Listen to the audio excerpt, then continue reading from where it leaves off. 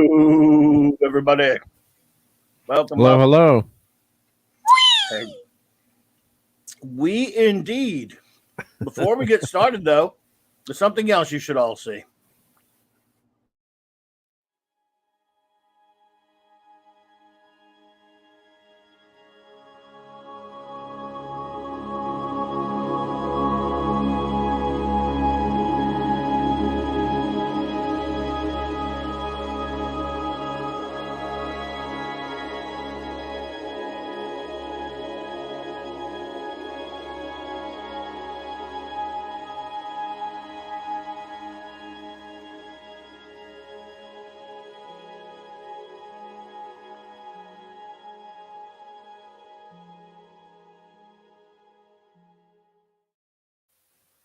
Link in the chat. There you go. That's so kind of you. Thank Not, you so much. not at all. It is a nifty little video you made there. Welcome, welcome, everyone. And of course, welcome to CLOBBY'S Clubhouse number. Oh, boy, I didn't check to see what number it is. Oh, actually, I got it right here when I talk to him. 325? 20. Yes. No. 1,025. Wow. 1,025. Well, it's CLOBBY'S Clubhouse number 24, but yes, that's Clobberin times. You're right. 325. Overall 1,025. Yes. There you go. There you go. And well, good to see you all tonight. Welcome. We have, of course, our my wonderful first officer, the extraordinary R.M. Briggs. Thank you so much for being here. Hey, boss. Love you. So glad to see you. I can't wait to get going tonight. And of course, it is good to welcome back our chief engineer from well, let's see. I guess now we can tell you all, what he was up to. Babylon. Surely Babylon.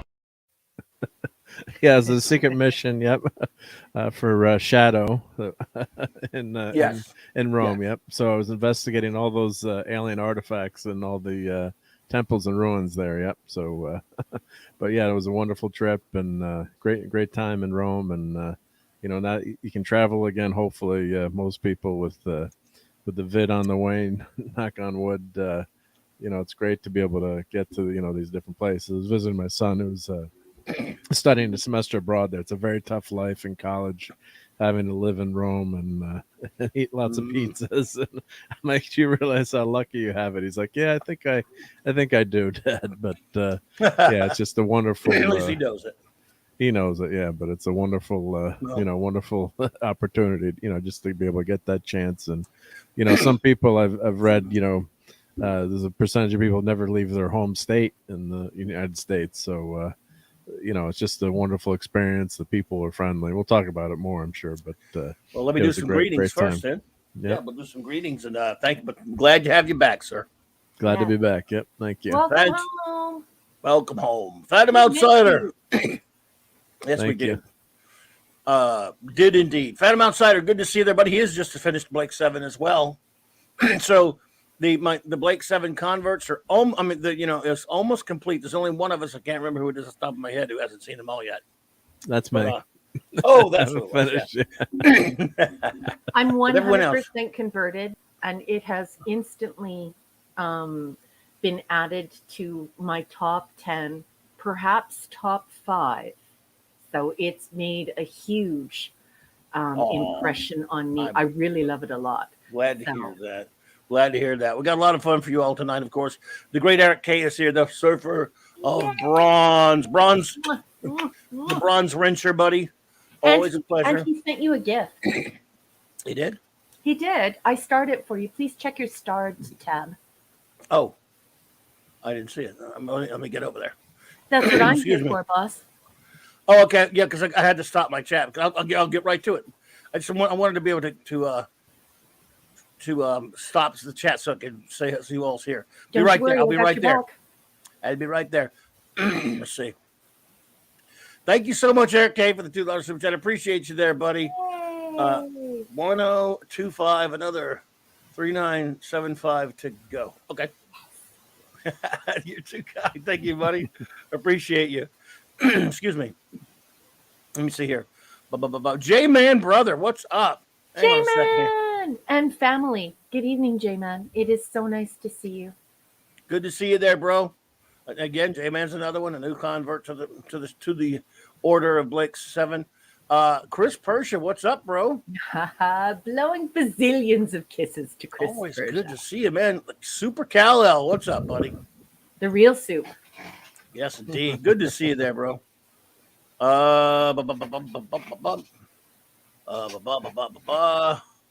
Just Joe, what's up, Jobber? What's up? Good to see you there, bro. Thanks for popping in, buddy.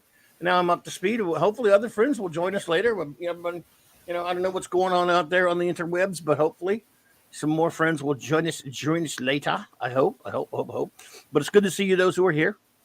We appreciate you. Let's see. First order of business. Other than that, of course, let's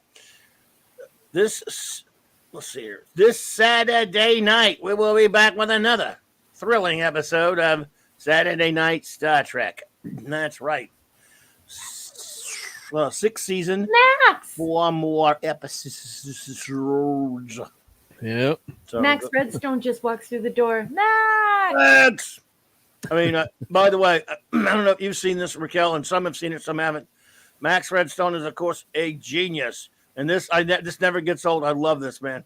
What you made for us. No, he sent that to me on Instagram. I nearly spit coffee all over my monitor.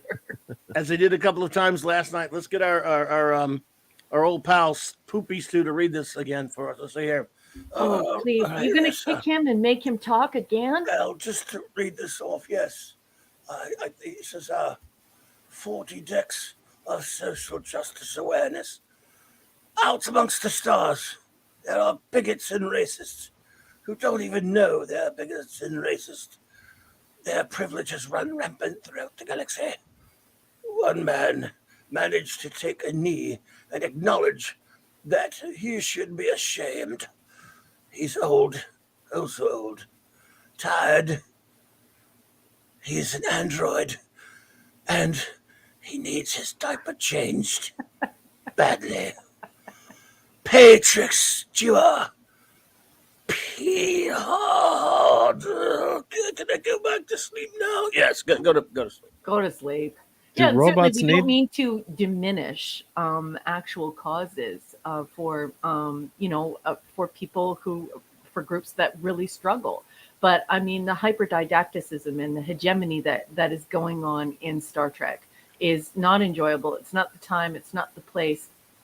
And it's certainly not being done in a sincere way. It's very, it's like exploitation. So I just, I appreciate seeing some pushback against that corporate idea of moralizing, the corporation moralizing for It us. just sucks. I'm going to be a little more to the point. It sucks, don't Well, no, absolutely, it sucks. What does an android need with diapers, though?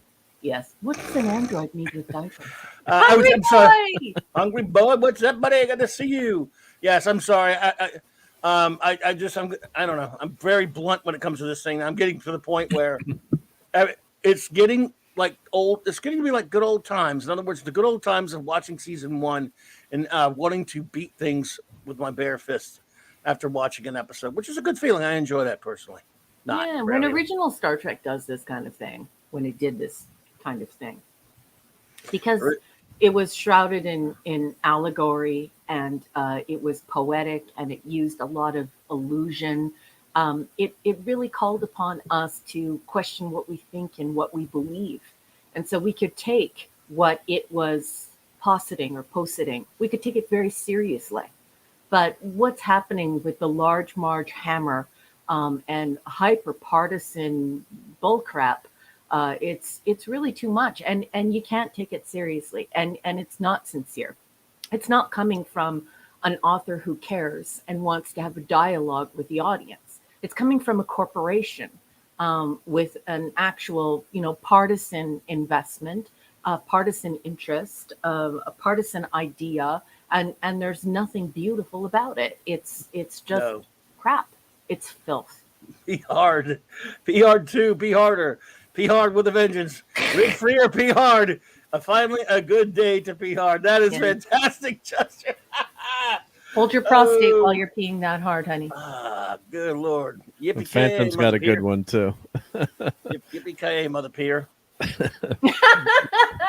What does an android need with a diaper? Depends. LOL. Phantom. Oh my goodness. Scuba Pete's Chris going to be Bridger jealous of you. says, Raquel, they're no longer using a hammer to force a square peg into a round hole. They're blowing it all up with TNT. Yeah, exactly. And it's not creating, dialogue that changes hearts and minds. It's not a substitute for civic engagement. What it's done is it's created a toxic environment in social media, which is just anonymous trolls and bots and terrible people going at one another's throats and just creating animosity and hatred and vitriol, 24/7. So yeah, and it's coming from a corporation. I as much as I like to see people civically engaged and engaging in critical thinking about their world and what's happening around them, I strongly caution anyone to take their morals and ethics from a corporation. I'm going to go ahead and say now that might not be a good idea. Strong might. Good. But do you think it's the writers and stuff pushing this, or more the corporations are telling them, or the corporations just going along with what the writers are? I think this corporation will go on with anything that they think will make them something. Yeah. Yeah, and the thing is that when you have a single author or a couple of authors, and they do the exact same thing that the filth is doing, but they do it in a way that's sincere and they engage in dialogue, you wind up with something like The Expanse. And so, while it's like, oh, if you don't like the filth, you're in the basket of deplorables. Well, that's become the popular modus operandi in the discussions. Oh, you're over there. Those same people who don't like the filth love The Expanse. And The Expanse is the antithesis of the filth. It is diverse. It is engaging in these tough dialogues. I heard it got bad and woke though later in the last couple seasons. Yeah, did it? Oh, okay, but I really like The Expanse. The first few seasons were good. Yeah, I haven't watched the last two seasons. But the thing is that you can do it. Like it's possible. Well, you know what else is possible? Is that filthy, horrible Nupi Hart could even piss. It's one thing. Let them do it. They're going to do whatever the hell they want, but leave real Trek out of it, please. Like Star Trek 4. What a disgrace this crap was. Kirk Thatcher, did you need the money? Did they pay you to do that? Or are you just a big wussweed? But I'll tell you what, I want to hand it to him because I made this stupid meme. But in 1986, a punk would flip Kirk off and he gets neck pinched. Yeah. This is so perfect. They don't even know how. They're so stupid. They don't even know how they betrayed themselves. In 2024, he's supposed to same character on the bus. They think it's going to be a member berry and funny and nostalgic. People will laugh. Oh, it's Star Trek 4. No. Does he get neck pinched by a Vulcan? No. He gets yelled at by Seven and he goes, "Okay, I'm sorry. It's just like that song." And that's funny. I thought that was a joke meme when I saw it on Twitter too, because I haven't watched the episode, so I thought it was just a joke. It has to be seen to be believed. It's that they actually were stupid enough to do that? That's him. Same guy, Kirk Thatcher. He dressed up like that, and he's playing the song, "Oh, I hate you." Well, the song is, "I still hate you," and he's playing it, and Seven looks over at him and says, "Would you stop that noise or whatever?" He goes, "Okay, yeah, I'm sorry, I'm just like this song." And he looks down and he's corrected. I'm like, boy, that is not a microcosm for the kind of punk rock is now so wussy that they cower like a little punk. At least Spock had to neck pinch the dude. Yeah, he flips Kirk off without even meaning to. They expose themselves. Yeah, and I also it sounds to me hysterical. Also that they don't know what a punk is. I used to hang around with lots of punks, and I can definitely tell you they were extremely progressive people, but on all fronts. Many of them were in the lesbian, gay, bi, and trans community. A lot of the punks that I knew. But the thing is that they're anti-establishment. They're anti-authority. They want to do things their own way. And I should remind everyone that that's actually not an actor. So that guy he worked in the production on the set, and he came up with the idea and he wrote that little song. Yeah, and that's how he made his way into Star Trek celluloid.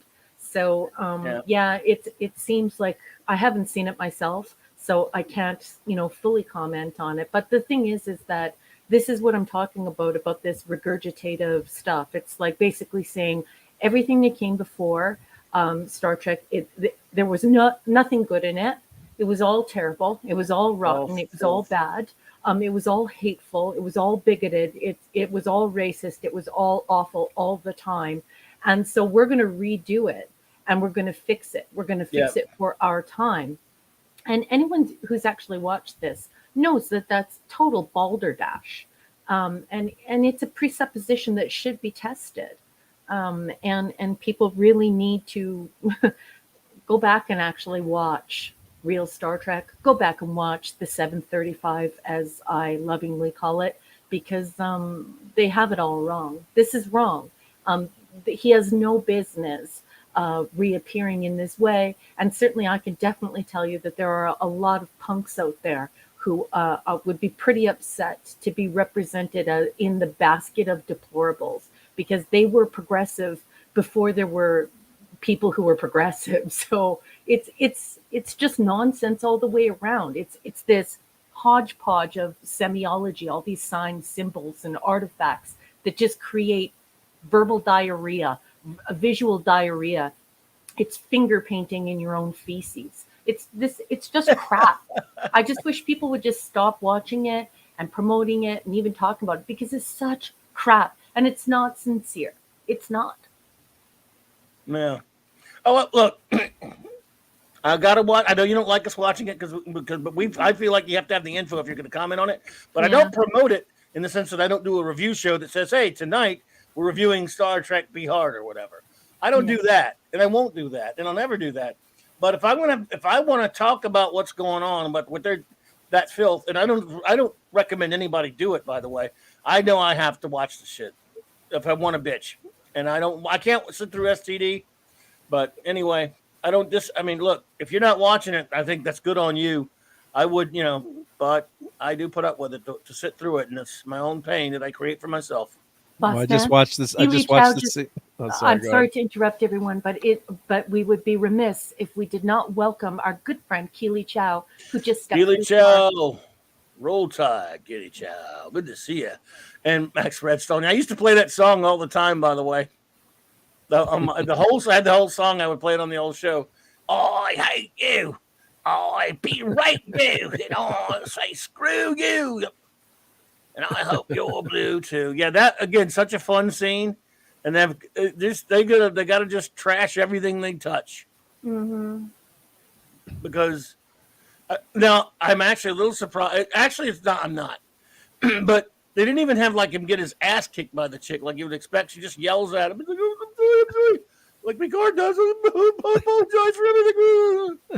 I just watched it because I have it, so I haven't watched it yet. But I just watched that scene. So I can't believe they were that stupid. So there's he's singing the song, and then I'll read the closed captions. But before we do that, J25 just walked through the door. Gentlemen, say hello to J25. Hey, J25. Hey, J25, and thank you, Eric, for that. That $2, you could have done that for free. I would have put it up there, but Blobby loves watching P Hard. He misses Wesley. Hey, let me tell you something. I've sat through Raffi. Wesley's nothing now. This is exactly so. When you're bringing up the Raffi character, this is exactly what I'm talking about. As someone who has studied critical theory in university and somebody who teaches rhetoric, when I'm thinking about this revisionist rebooting of Star Trek, that's one spot where it's very revealing that they would have a woman of color who's a crackhead to the point where she's sucking on a pen, and she lives in a trailer park in the desert or in an abandoned trailer in the desert, and just these little snapshots. They don't. This is what I mean about how they don't feel sincere. I don't know. I prefer my Star Trek where women of color were commodores and admirals and scientists and amazing people who were changing the world. They certainly weren't sitting in a desert somewhere next to an abandoned trailer sucking, crystal meth or whatever it is out of a pen. This is what I mean. If you really sit down as a scholar and you begin to take this apart, you see it for what it is, and it's a paper tiger. It's a corporate sham. It's a way of shocking, humiliating, upsetting people, and it's very insincere. And I don't think that it represents a new version and a better version of Star Trek. I just think that it's using an IP to its fullest extent and abusing it at the same time for shock value. And I'm not impressed by it at all. No, Kal-El, no, I don't pay. Are you kidding me? I don't pay a dime for that crap. Canadian Spider-Man just walked through the door. Spider-Man. Hey, Spidey. Spidey, good to see you. Also with us is Captain James C. Skywalker. Good to see you. Oh, is he here as well? I didn't see him come in. Kal-El, I can't remember where I got it from. A buddy of mine got it for me. You might find it. Someone put the full version on YouTube and can rip it that way. Yeah, I just put a link exactly in where you can get it. Yep. So you can get it on. Yep. So you can get it on. Yeah, it's pretty funny song. Yeah, you can get. Yeah, it's pretty good. Yeah. So I'm just watching the scene. So Seven says, "You mind stopping that noise?" Yeah. And then the guy goes. The guy like grabs his collar. He's like, "Yeah, okay, fine." Like at least he didn't go to grab his like where Spock neck pinched him or something. And he's like, "I just like that song." Music stops. Okay, I'm sorry. Sorry, apologies. It's just like she nods. Isn't that Raffi says irony? Yeah, go ahead. Yeah, it was as Raffi says. Yeah, what she said here. We should have gone to another with the lines catching up here. It says we should have waited in the other future until we had a real plan instead of jumping back in time. That's just so pitiful. I mean, it's just, and I guess that scene as a callback on a good show might have been really funny, if they had done something differently or made it an actually funny scene. The potential's there, but they couldn't even do it funny. They couldn't even be funny. They wrecked it. I mean, they didn't even do like Seven intimidating the guy or making the guy, But they unintentionally showed what wuss generation that is now. Yeah. That guy stayed a punk all of his life, and he's a biatch punk who gets, now he doesn't have to be neck pinched by a Vulcan. He can just get yelled at and go, I'm sorry. Shut up, dude. Kirk, you should be ashamed of yourself, dude. They couldn't have paid you anything to do that. They didn't pay him. Scene. He probably thought it was fun. He's an idiot. I mean, they probably maybe agreed to it, and then when he saw what they wrote, then he was stuck with it. I don't know. Too. You're giving him some credit. I think you give him some credit. Yeah, I always give people the benefit of the doubt. If you walked onto that set, you're a moron. As far as I'm concerned. God. Yeah. But, I guess unless you're getting paid some big bucks and you're just sucking it up, and that's one thing. I don't begrudge anybody taking a gig, but he didn't get paid for that. Well, hopefully, he did. People overcomplicate the whole issue, but the bottom line is that I don't think that that what they're doing is sincere and good, and this is 100% being done for money. This is really wringing the very last drops out of the IP. And the corporation is doing this because they want to maximize the earning potential of this IP. And to create all these complicated arguments that people create on social media, it's really a waste of time. And what it is doing is it's covering the real issue. And the real issue is that people want real Star Trek and they want new Star Trek. They want to boldly go where no one has gone before. They want to travel places and have new stories. And so all of this rebooting and regurgitating, you can see what it is if you're brave enough to look it square in the face and be truthful with yourself. It's just, I don't get it. Wait a minute. Sorry, I'm skimming through the episode. Sorry, I agree 100% with that. But why is a U.S. citizen in a detention camp for ICE? What the heck is going on in this show? They let her out. They let her out, though. It's just, look. We're not going. I just want to touch on that, but we're not. Yeah, we can't. We're not going to deep dive this show. No, I know, but after you watch it, I'd like to talk to you about it because it's. We'll talk offline, but yeah, it's just it's just and that's when they go hyper political, like Raquel was saying when they had Stacey Abrams on. You're pissing off half the country, and they think they're doing this great virtual. We're doing this great thing, and we're being inclusive and this and that, and it's instead of doing something, why are you doing a stunt casting like that just to piss people off? Yeah, or but you some can't even people use the word stunt casting, because that's not what's happening here. Because if you start to use things like stunt casting, then people will say, "Oh, well, having Stephen Hawking Well, that's true, on the yeah. show was stunt casting." It's That's virtue not what it casting, is. I That's what guess. they What keep it saying. is Yeah. that the internet is addicted to whataboutism. They cannot disengage from it. True. They're fully and completely addicted to it. True. Let's just call this what it is. When we were watching Star Trek, did George Bush appear on it? Did Nope. Ronald Reagan appear on He it? went to the No. set. Those idiots like Okuda was trying to say, because he went to the set, that was the same thing. And Michael, man, what a disappointment he is. Mazarus, hello there. Good to see you. Welcome. Hey, Mazarus. Hey, Mazars. But yes, they say, well, Ronald Reagan came to the set. We were nice to him. Yeah. I wonder if the people who make it now would it be nice if a certain orange politician had showed up to the set. I think not. So you're talking 1980s something as opposed to now.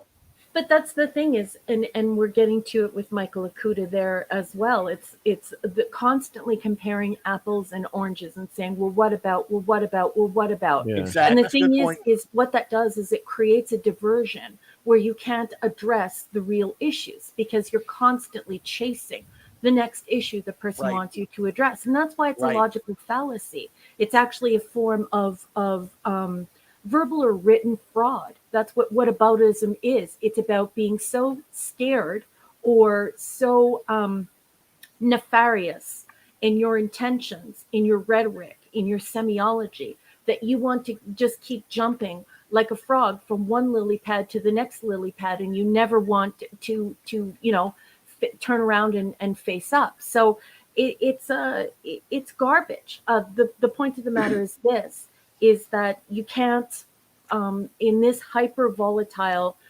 polarized periphery politic that we live in today, and this access to self-publishing. I mean, you could talk to billions of people now, and you don't even have to have any qualifications.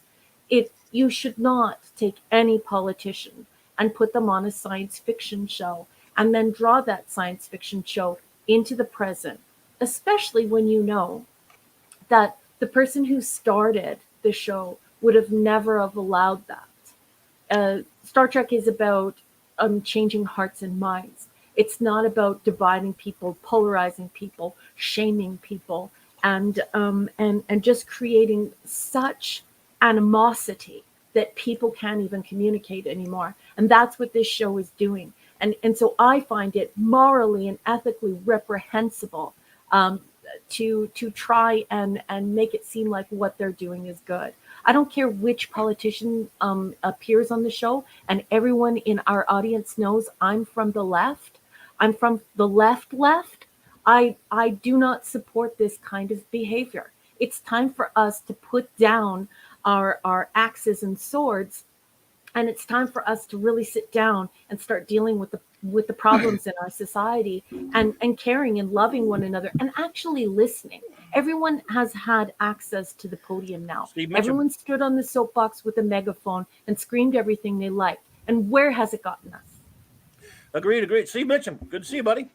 Hey, Steve. The only, and we'll move on from this in a second. The only comparable thing to the Stacey Abrams debacle is, for some reason, Senator Patrick Leahy was a well-known senator from the 80s, 90s, and even into the aughts. He got into Hollywood not Hollywood so much, but he was a big Batman fan. So they kept putting him in Batman stuff, Batman movies and different things like that. Even let him write an opening to a Batman Archives once. But he was, wasn't like a monster. That was like stunt. That was more like stunt casting. I think that was more like stunt casting. But then so was putting her in there. Too, and Phantom Outsider, Abe Lincoln did not appear on Star Trek. And it's very important that we understand semiology here. It's important that we understand signs, symbols, and artifacts. The Poirot and the Longue, what is said and what is understood. So what we actually had was the avatar of Abe Lincoln. This representation. Was actually an Excalbion, yeah. Yes, Excalbion. What we had was this representation of Abraham Lincoln, so that we could try the ideas of prejudice and violence. And obviously, Abraham Lincoln was dead at the time. So if people want to do those things and they want to explore those topics in a way that's sincere, you certainly don't go and get live politicians and start putting them on modern television shows. So yeah, because that was a historical, pulled from Kirk's mind. Mhm. Even has a line like, "That's my idealized Lincoln," I think, or something to that effect. But Well, such a Gene great Roddenberry performance. loved Lincoln. He Yeah, even named Lincoln his Enterprise, yeah. merchandising company Lincoln Enterprises. Mhm. And the reason why Lincoln appeared in that episode and appeared all the time is because Gene Roddenberry wanted to make it very clear that he loved his girlfriend, and he made it very clear on the set how he was going to protect his girlfriend. And he definitely wanted to give Nichelle Nichols that opportunity right there on the bridge to take control and to say, this is where we've come. This is how far we've come, and this is where we are now. And that's a completely different thing. Once again, we have a live politician from today appearing on a show in this type of communications and societal climate, in this hyper periphery. And it's the wrong thing to do. It's not the right thing to do. And I'm from the left, and I'm saying that. Hello there, accidental tourist. Good to see you. Welcome. Mazers, you're exactly right. I remember the Tip O'Neill reference on the Next Generation episode. And Tip was a very famous Democrat politician. And yes, but it was in the context of he was learning a little bit about that episode where Data was learning about humor and stuff. So yeah, but again, he was just mentioned. But yeah, you're right. They didn't really put him in the episode of that kind of stuff, of course. But yes, and Stacey Abrams is just us. I'm not going to go there. But anyway, well, it doesn't even matter. What they shouldn't have a current day politician. Yeah, they shouldn't he's have. Very divisive. Imagine if they'd had Ted Cruz on, what would everyone have said on the other side? Exactly right? what I'm talking about. So we know, like, if you're a reasonably intelligent person who has an IQ that represents, more than two numerals side by side, that what this was going to elicit. And it's not eliciting dialogue. It's not eliciting enlightened witness. It's not eliciting civic engagement. What it's doing is it's doing the exact opposite thing. So I think it's time for, if the left always represented the intellectuals and the academics who really wanted to heal the earth and make it perfect and good and new, and they want to attach themselves to that, and that's their wagon that they want to drag around the yard, then maybe perhaps they should start actually living that, instead of all of the name calling and these sort of socially violent acts that shut down discourse, that shut down our ability to communicate. Everyone knows the hyperperiphery. Everyone knows the volatility in social media right now. And I think that it is disingenuous to pretend like you can do something like that and that you have good intentions. You don't. Yeah, no self-respecting intellectual would try and say that they were trying to do something good there. They weren't. I want to address Jobber's point. Max has got something here. And Max has got someone to address Jobber's point after that. Max, for $10 super. Thank you so much, Matt. Max, you're too kind, buddy. He says, I'm Geordie the 8th. I am Geordie the 8th. I am. Okay. I got married to a guy next door. She's been married 27 times before. And everyone was a Geordie. She wouldn't have a Riker or a wolf. No wolf. Sorry. I know it was terrible, but you made it lyrics. You lyric maker, you. You are something. You are something, young man. You gotta love the Max Redstone, man. That's fantastic. Boy, that's not a saying. I just made that up off the top of my head because I was just thinking about ways of playing with the saying, the higher ground. So yeah, I was thinking, what are you in when you're in the higher ground? And of course, you're in. Well, Jobber said something that, again, I've said this for many, many years. I love this movie as well. They Live is probably the number one movie I disagree with the politics most and still love the movie. Me too. Mm-hmm. Look, John Carpenter, whom I love his movies, and I love this movie, he said before the thing came out, he hates this guy's I don't know what he's like today, probably still is a monstrous hater of people who disagree with him. He's probably became he was an SJW in the 80s before they had him.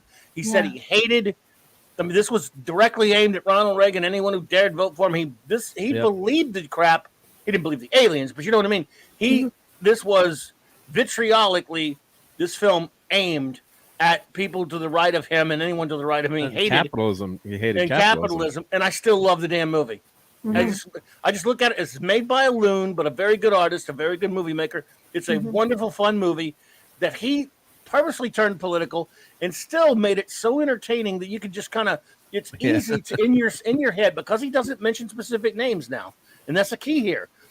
Yes, we know where he's come from. He said it in interviews that he didn't mention any names, didn't mention Ronald Reagan, didn't mention anybody. So he makes this film, and it's wildly entertaining. Then you learn he's got these views. You're like, yeah, but it's still a fun, silly action B-sci-fi film. And I love it, even though I know where it's coming from the jackass.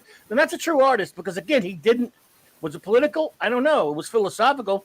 But it does piss you off when you watch it, from a certain point of view. Yeah, but the bottom line is that when it isn't. But the bottom line is that when it's an artist, typically people engage with it. They sink their teeth into it, and either they love it, they hate it, or they feel something in between. But what the public at large needs to realize, that no one's talking about, that I've been yelling for 4 years, is that our entertainment does not transpire the way it used to. Now, the way it is, it's all about attention metrics. We don't just have writing teams writing shows now. We also have marketing people who are involved. We even have child psychologists involved with how to engage children in the nag factor, how to transform what you're watching into things that kids can buy from the supermarket, and so on and so forth. There's an entire structure behind these shows, and it's not sincere. It's a corporation with experts like lawyers and psychologists and marketing people and writers, and most of these writers aren't even real writers. They're screenwriter people. They haven't studied writing. They're not about trying to tell a great story. They've sat down at a screenwriting class and learned a formula. All right, Max. And now they're going to give you that formula, right? Yep, Max says hug to you. I love you, Max. Thank you, Max. Night, Thank you, Max. Take care. Phantom saying he thought it was more about consumerism, but I think some of that is true. But I think there was also a lot of the horse's mouth. He hates. He said he hated capitalism too. He hated Reagan. Yeah. But we tolerated you could take it that way, though. But we tolerated it because it was a statement from an artist. People need to stop going on social media and acting like these corporations are just innocent people trying to do the right thing. They're not. Let's be honest about something, though. He said this in interviews and magazines. If there'd been a Twitter, he probably would have shot his mouth off all over it. Yeah. And hurt everyone. But to give him credit, he doesn't out and out say the word Reagan or out and out call any Republicans. He was pretty candid. I got to give him credit for that, for making a very entertaining movie. He's full of shit. His stories, his basic philosophy of the film, he's full of shit, and he made an entertaining movie. That's what movies at least once were. I can't tell how many times I've watched a film where their underlying messages, I'm like, oh, God, really, Hollywood? And still, I like the movie. Mm-hmm. Yeah. They don't do that anymore. If they were doing that, people would go, all right, you put your little stupid shit in there. You made a fun movie. I got to give you some credit. I liked it. Yeah. And that's typically the reaction, but people need to connect with the why. The why is that when you're connecting with an artist and you're engaging with those difficult dialogues with a specific artist, a specific author, a specific painter, a specific singer, you can engage with it fully and decide what you think of it. When it is a corporation and it turns a team of psychologists and marketers towards these attention metrics, where you're trying to create vitriol, where you're trying to create just absolute nastiness on social media, because it actually generates more money than bona fide dialogue. We really have to stop trying to back these corporations and say, oh, they're trying to do the right thing. They're not trying to do the right thing. They're trying to make money. They're trying to make money. And what's really crazy is that it's supposed to be like, I don't even know the figure. I sometimes I can remember it, sometimes I can't. I think it's like 857 or $900 billion, the online attention metric economy will be worth within 2 years, 2 or 3 years. You can look that statistic up. It's published widely everywhere.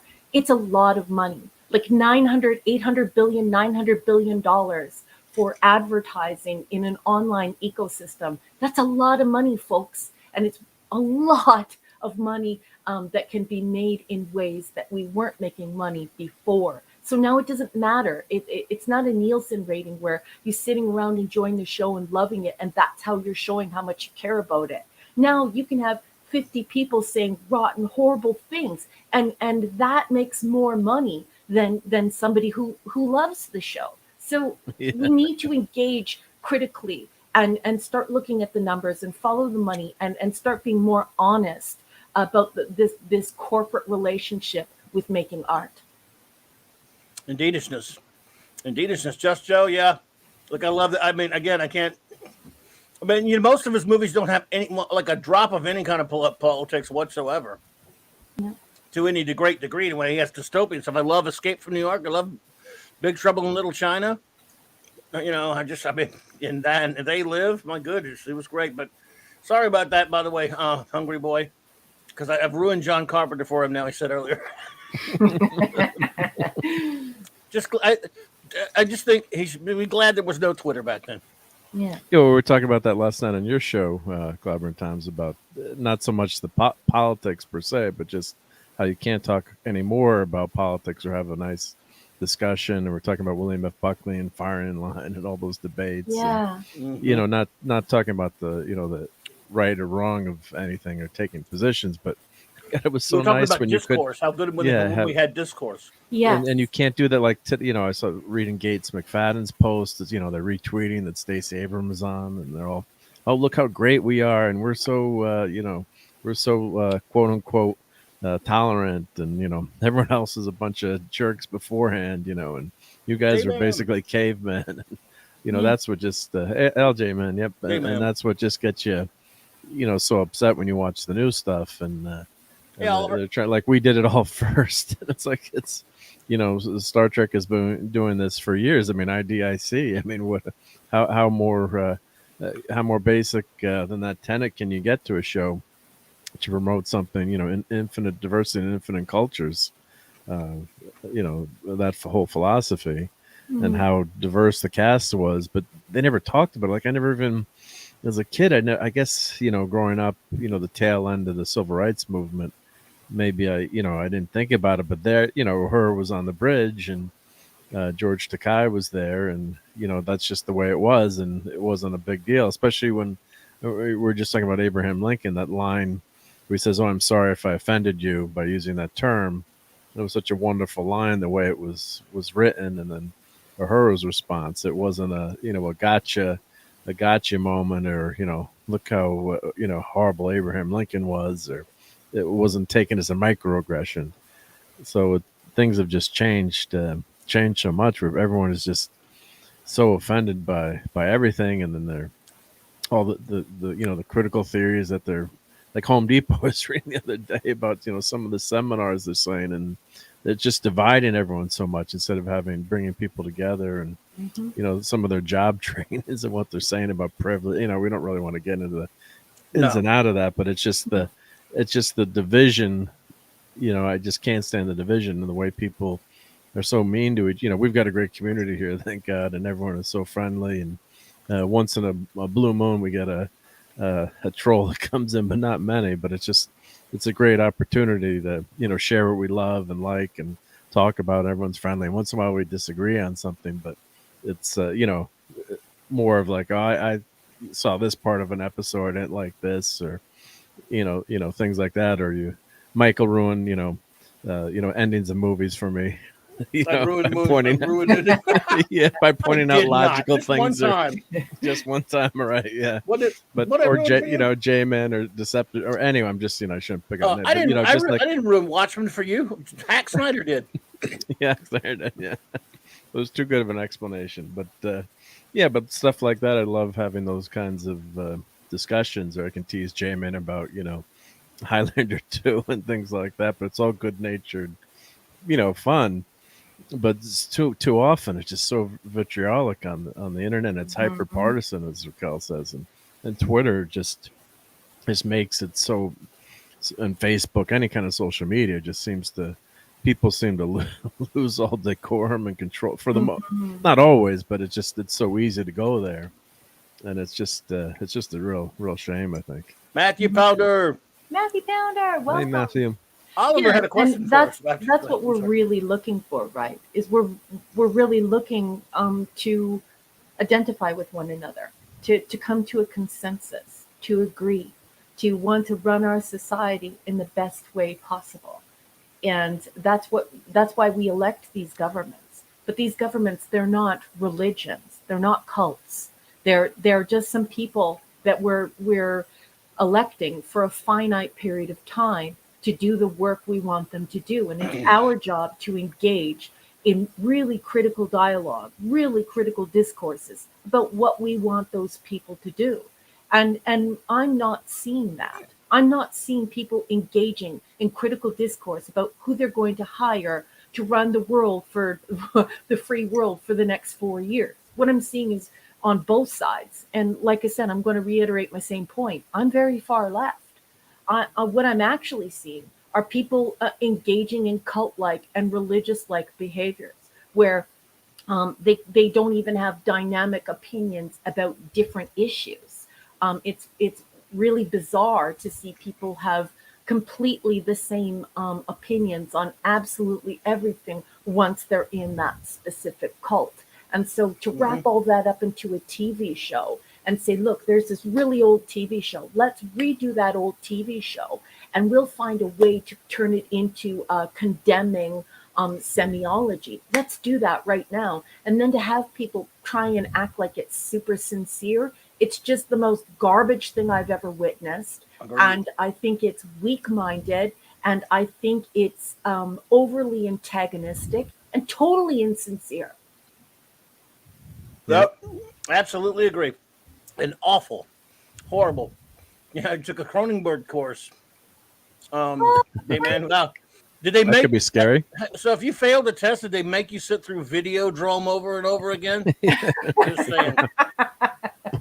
Don't sorry, tease dude. Canadians. I know That's pretty J-Man cool, loves though. Videodrome, I'm sure. Watch, we're taking bets. We're taking a bet. Watch it. I was going to say, I love Videodrome. Watch it. If he's hearing this, I want to see how long it takes him to say, I love it. But if you don't, that's fine. But I don't mind being wrong about that. But I'm just, I knew it. I knew it. The Comic Relief Crusader, good to see you, buddy. I knew it. J-Man, you predictable young man, you. And I'm just kidding. And he owns it too, I'm sure. His favorite scene is when the guy sticks the videotape into his stomach, the VHS tape in his stomach. I bet you. Oh, don't ruin video. You too, hungry boy? You weirdos. Cronenberg's a weirdo. I would suggest that Raquel never watched a Cronenberg film. You all agree with that, right? I would agree with you that. wouldn't. That's got to be, yep. I knew it. I would never watch a horror thing like any kind of horror. No, like I can't that, watch right? horror. Sorry, We have everyone. not watched Scanners. Yeah.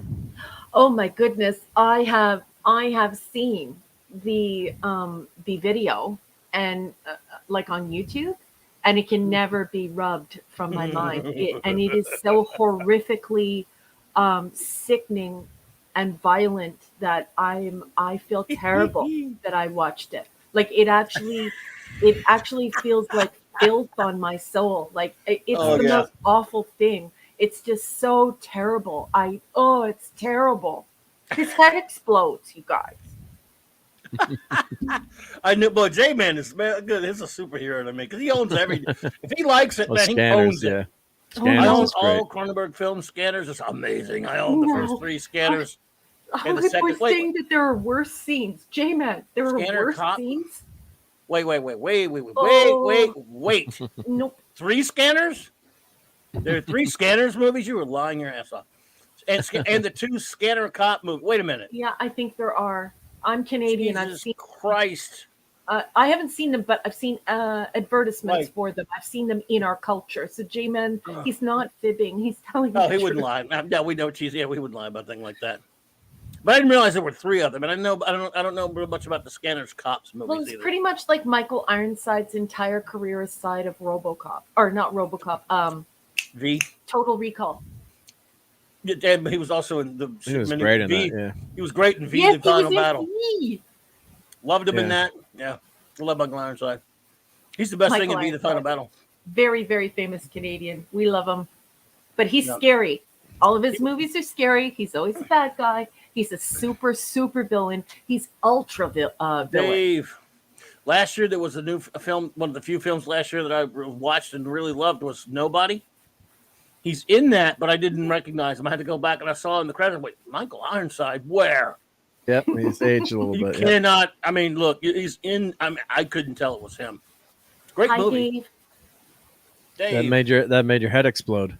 But I'm Oh, no, stop talking about it. Every time you say it, I think about it, and it's so violent. I don't want to think about that. It's so terrible. Sorry. Patrick McGowan is It's one in of that. the classic all-time The horror great Patrick- scenes too. Yeah. The great Patrick McGowan is in that.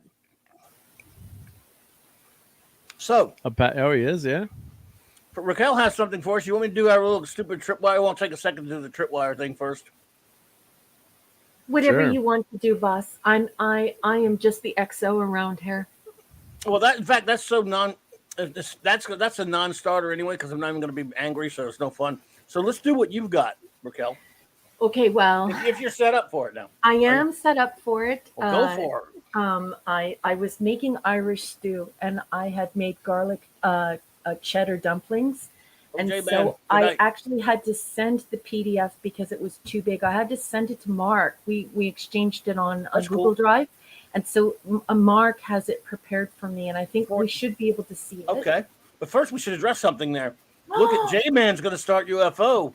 Okay, Right. well, Raquel is insanely, unhealthily in love with UFO. I'm telling you, buddy. I am, but you can't call it UFO, please, because that's That's not the what name it of the is. show. Normies call it UFO. The show I'm is not not called UFO. The show I is haven't called finished it yet.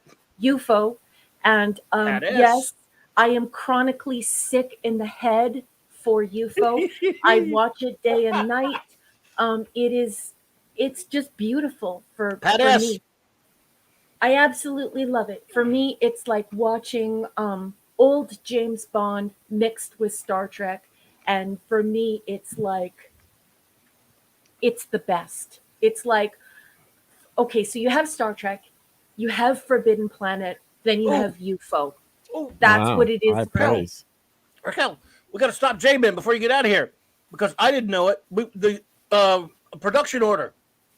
Oh yeah, go in prod order. Go in Yeah, prod order. I just sent. J-Man, you still there?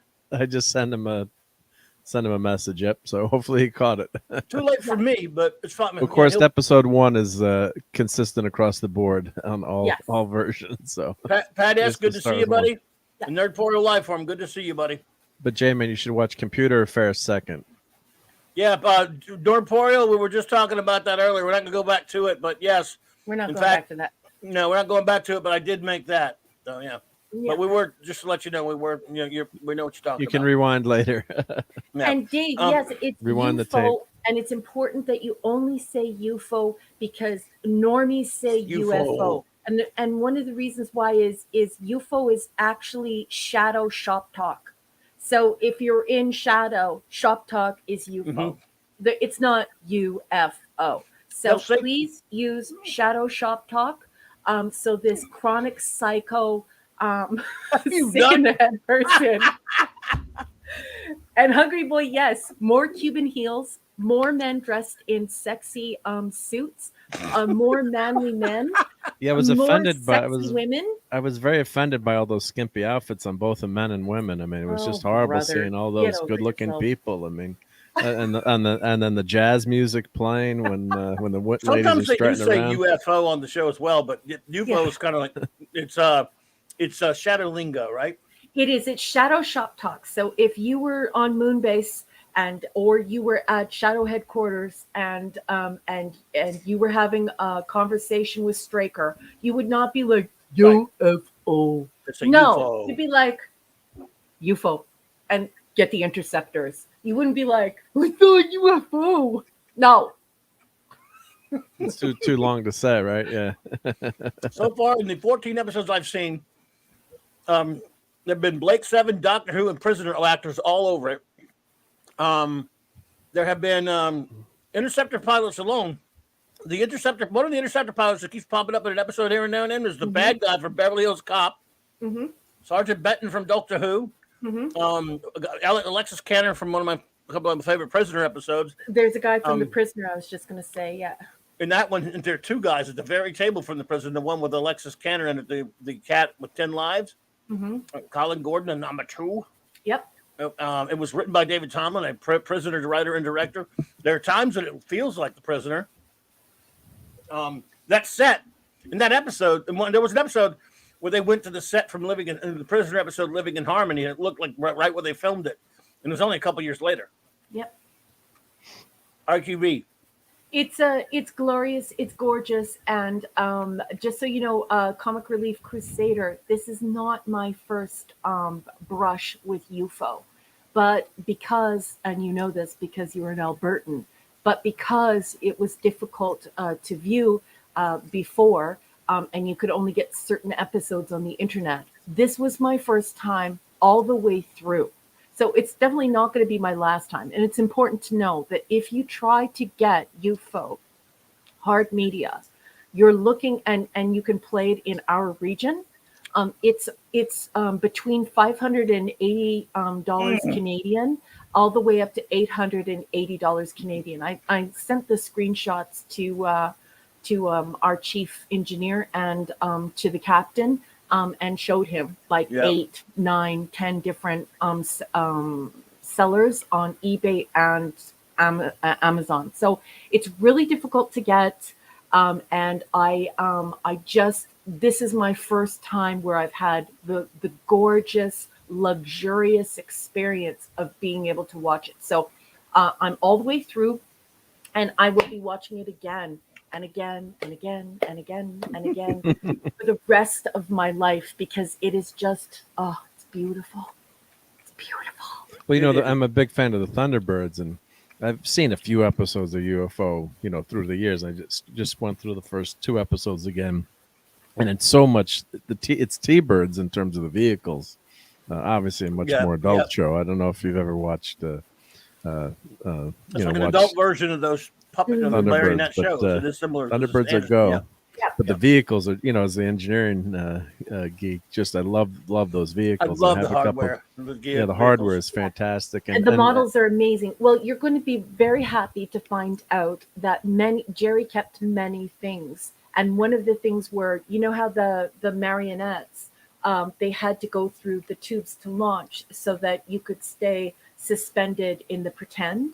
Well, that was kept for the interceptor pilots. Yeah, so when they jump. Interceptors still jump in those beautiful the tubes. Yeah, and so there are some things that have held from Thunderbirds. But I will say this: that UFO is far and away better for me, just for me. I make no indictment on anyone else, but I couldn't get into Thunderbirds, and I have to tell you, you already know I'm sick in the head for Space 1999, but it is still better than Space 99 for me. UFO I agree for with me that. I agree with is that. sexy. It's so sexy, and it's a spy show, and it's mixed with Star Trek. It's phenomenal. There are few things in this life better than it. It's like a warm hug. It's like the best scotch. It's like the best weather. It's like it's the best. The best. By the way, Oliver, yes, I will. I'm sorry, Oliver. I saved your question. I'll get to you. But I wanted to get that because J-Man was running, and I've forgotten to tell Raquel about J-Man because we were talking last night a lot. Well, we talked about Raquel UFO a lot last night, RM, and number one, and J-Man. Like after we talked, I was telling him how excited you were about it, and we were talking about it. And he said, "Well, that's it. I'm going to watch it." Boom, like that. You know how he is. Yeah, I can't wait to. He will. I'm sure he will absolutely just devour it. I love him. Like I know that he thinks he's a geek, but he's very nerdy, and so is Decepticon. And They're I'm geeks. so proud of them as Canadians for being on YouTube and podcasting. But I do have to tell you, like, I absolutely adore them. I could sit over there and listen to those guys talk all day long. They're just there's no swearing, there's no filthy talk, there's no vulgarity. It's just two really smart people talking about pop culture and pop culture artifacts that they love. And both of them are just smart and kind and engaging and just really great banter. I love Decepticon and I love J-Man. I think they're just mint. They're great people. With the power vested in me by the geek gods, I still decree them geeks. They are. Look, and I look at their love backgrounds. the nerd community. Look at I'm their pulling them backgrounds. to the nerd community. Let's see here. Oliver asks us here. Let's see. I didn't forget about you, sir. Clobby, Mark Raquel. Do you have any favorite Star Trek gun or bladed weapon? Starfleet phaser, Vulcan, Lirpa, Borg multi-arm, Romulan dagger. A lot of things to choose from here. The Klingon batleth are those are his favorites. His favorites are the Vulcan Lirpa, the Borg multi-arm, Romulan dagger, Klingon batleth, and personal favorites. I don't know if I have any favorite, but I like a lot of them. But I will let our first officer see if she has any. Well, because everyone knows, because we covered it on the show, the batleth was actually researched through several types of martial arts. So it's actually a real weapon. And all of the research that went into how that type of weapon would be forged and wielded. I do have to say that I do like the batleth. I also really like the Andorian ice carver. I think that is a glorious weapon. It's super scary. And when my husband has a chance, I would like him to machine me one. But I'm just going to make sure that it's not too sharp. Otherwise, I won't be able to get it into the con. So I will have to make it look really dull. It will look more like one of those... what are those weights that the guys use at the gym and the girls use at the gym? Those barbells, but they look like a bomb. What are those called? They're not barbells. They're like little balls, and they have a handle on them. I don't know. So maybe a kettle weight. Yes, that's exactly what I was looking for. I used to be a musclehead. Yep. I love you. Thank you. Yeah. So hopefully it won't be as dull as a kettlebell, but in order to get into the con, I definitely don't want to compromise anyone's safety or anything like that. So definitely, I love Andorian weapons. I love Vulcan weapons, and but truly, when you're looking at the batleth and the research and development that went into making the weapon true to form, something that someone in a mixed martial art would actually use with incredible discipline and have to develop movements and everything to coincide with what that weapon is capable of doing. And just covering that on Saturday Night Star Trek and learning all of that just gave me oodles and poodles of respect, because that's more than just our science fiction. That's more than just fantasy now. We're talking about real R&D and making world building. Cool. Yeah. What? Oh, yeah. Zax. Hey, Zax. Good to see you. And Lee Anthony Davis. Good to see you. Thank you for popping in. So, well, of course, I have grabbed a few weapons that I have. So this is one of my, the Klingon dagger. That's one of my. That's one of my favorites. Yep. So of course that has good old sound effects on this Playmates version. And this is con friendly, not Wrath of Khan friendly, but con friendly because it's plastic. But I thought this was a great great design for a weapon, and from Trek 3, Trek, and it's got the this was in TNG too, wasn't it? Also, probably. Yeah. Probably, the right? first time I saw one was Trek 3. First time was in Trek 3, yeah. And just a great, that's what killed David, I think, in Trek 3. Yep. But, so very, very scary weapon, but well done. And of course, this is my first. You always remember your first phaser. So, hairdryer phaser. The hairdryer phaser. So this was from. I think it came out the same time the animated series came out. Yes. I've shown this before, but It's a beauty. And this makes this awesome sound here. See, so, and then if you hear that for 7 hours, then your uncle wants to kill you. But I was playing this one Christmas, like, Marcus, turn that thing off before I break it. So I should say too a thank you to Steve Mitchum, my Conan the Barbarian in Las Vegas. He too shouted out kettlebells because of course he's a giant man who like could bench press a Pinto. So I need to shout him out. He knew too. Yep, I'm sure Thor would know. Yep. So, and of course this TMP, is the huh? Wrath of Khan. Wrath of Khan was TMP. I'm not sure if it's TMP and Wrath of Khan, right or no? Yeah, there were two different versions that came out with, and I'm not sure which. Can you point it like Mikey Spot? Yeah, so let me shoot myself. Yeah. Yeah. Ouch! I disagree. But what's cool about this one? It's magnetic, and you can put the two together. So Hungry Boy says that his cool parents made him take the battery out of it immediately. Yeah. Out of this guy? Yeah, I don't know. I would have to ask. Probably this one. Yeah. This. Oh, probably this one. Yeah. No, it's the first one. Yeah, he says I had that taser. That noise will kill you. Yep. Hey Zach. But so and then the Batlout too is obviously one of the all-time.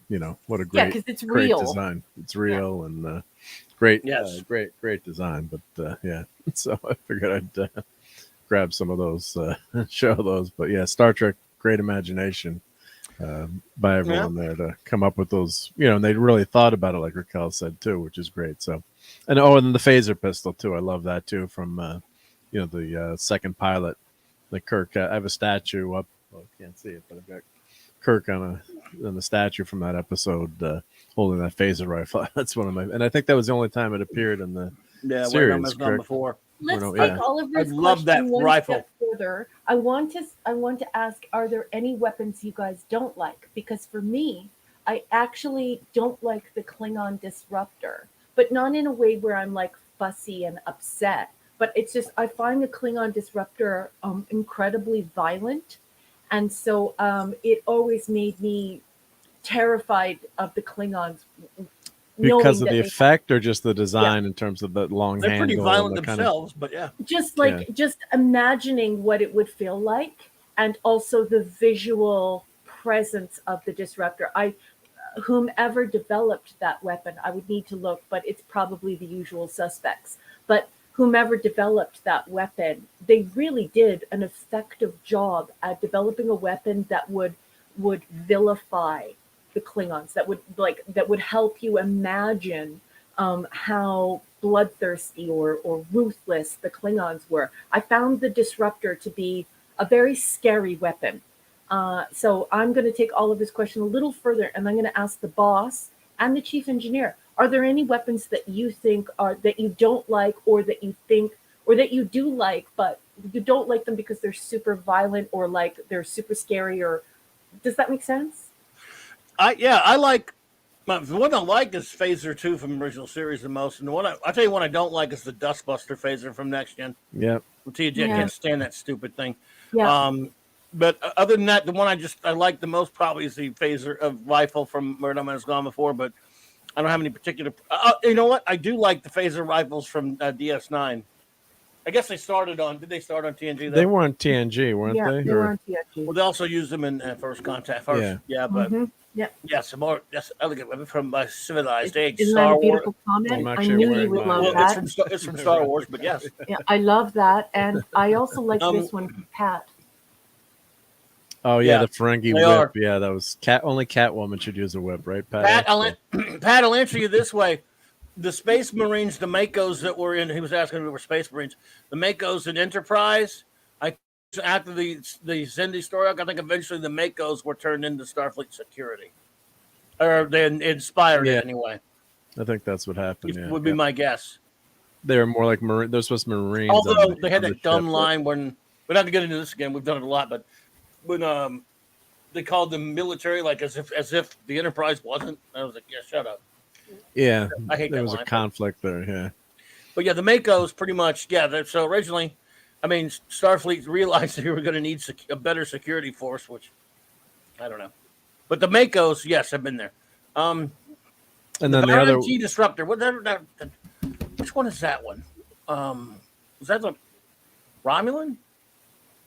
I don't remember that one, and I should probably. Sounds familiar. No, it's not the Romulan.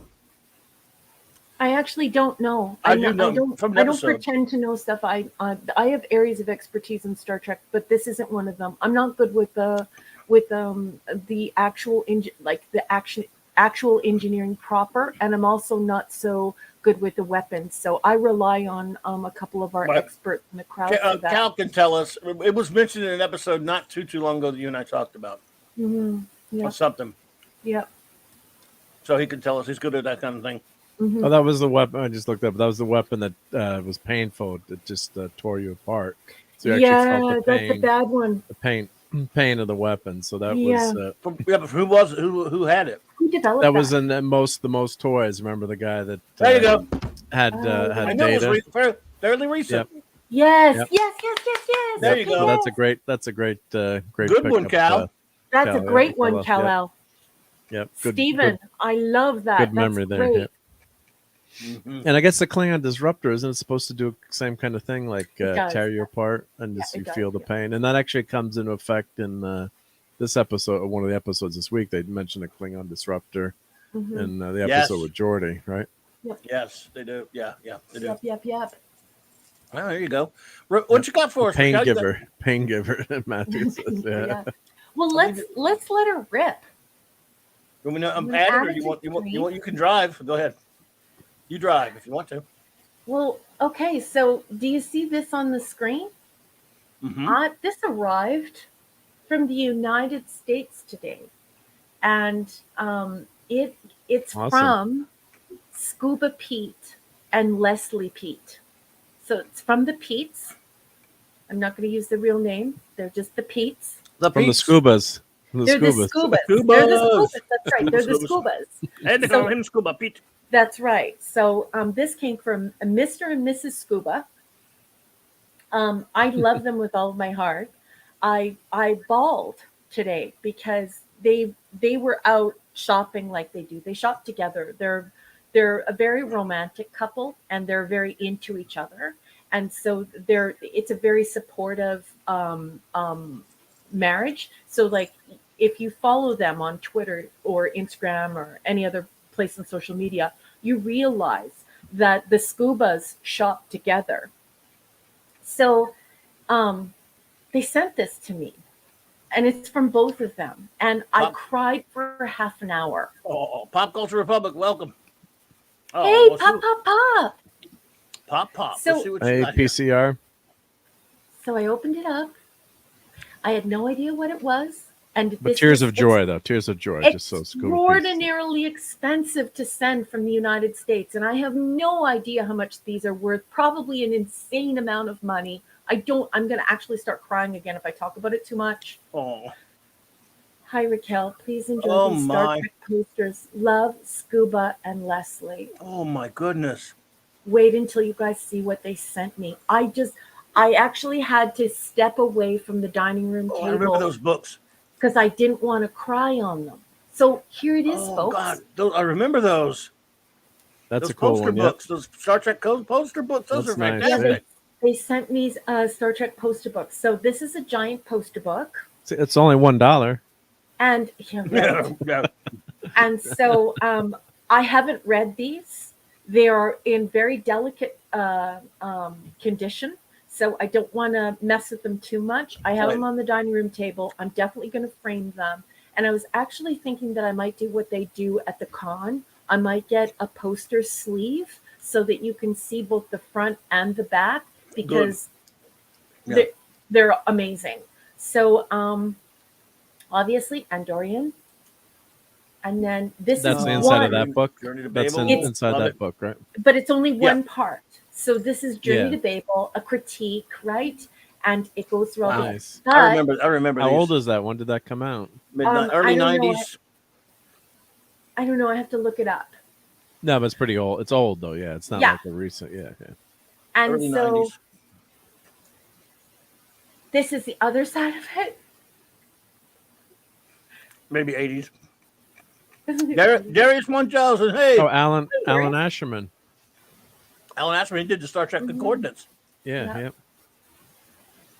Doug Drexler.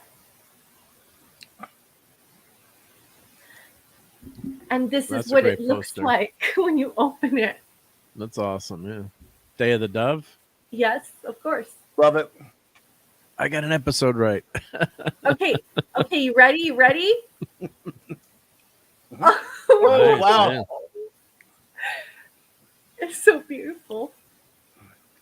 Exclusive And once stock again, gonna this be comes cool. from my friends Scuba Pete and Mrs. Scuba, Leslie. I love you guys so much. Oh, anti-derivative Jill just walks through the door. Hey, Jill. Hi, gorgeous. Welcome, Jill.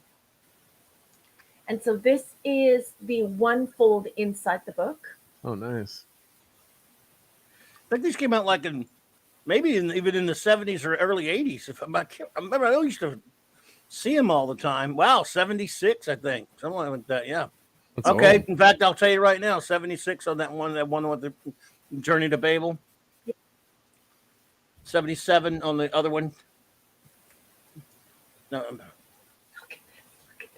I was thinking early 90s, late 80s, but hell, this is 70s. This 70s. is the one where I started to cry when I took this one out of the pile.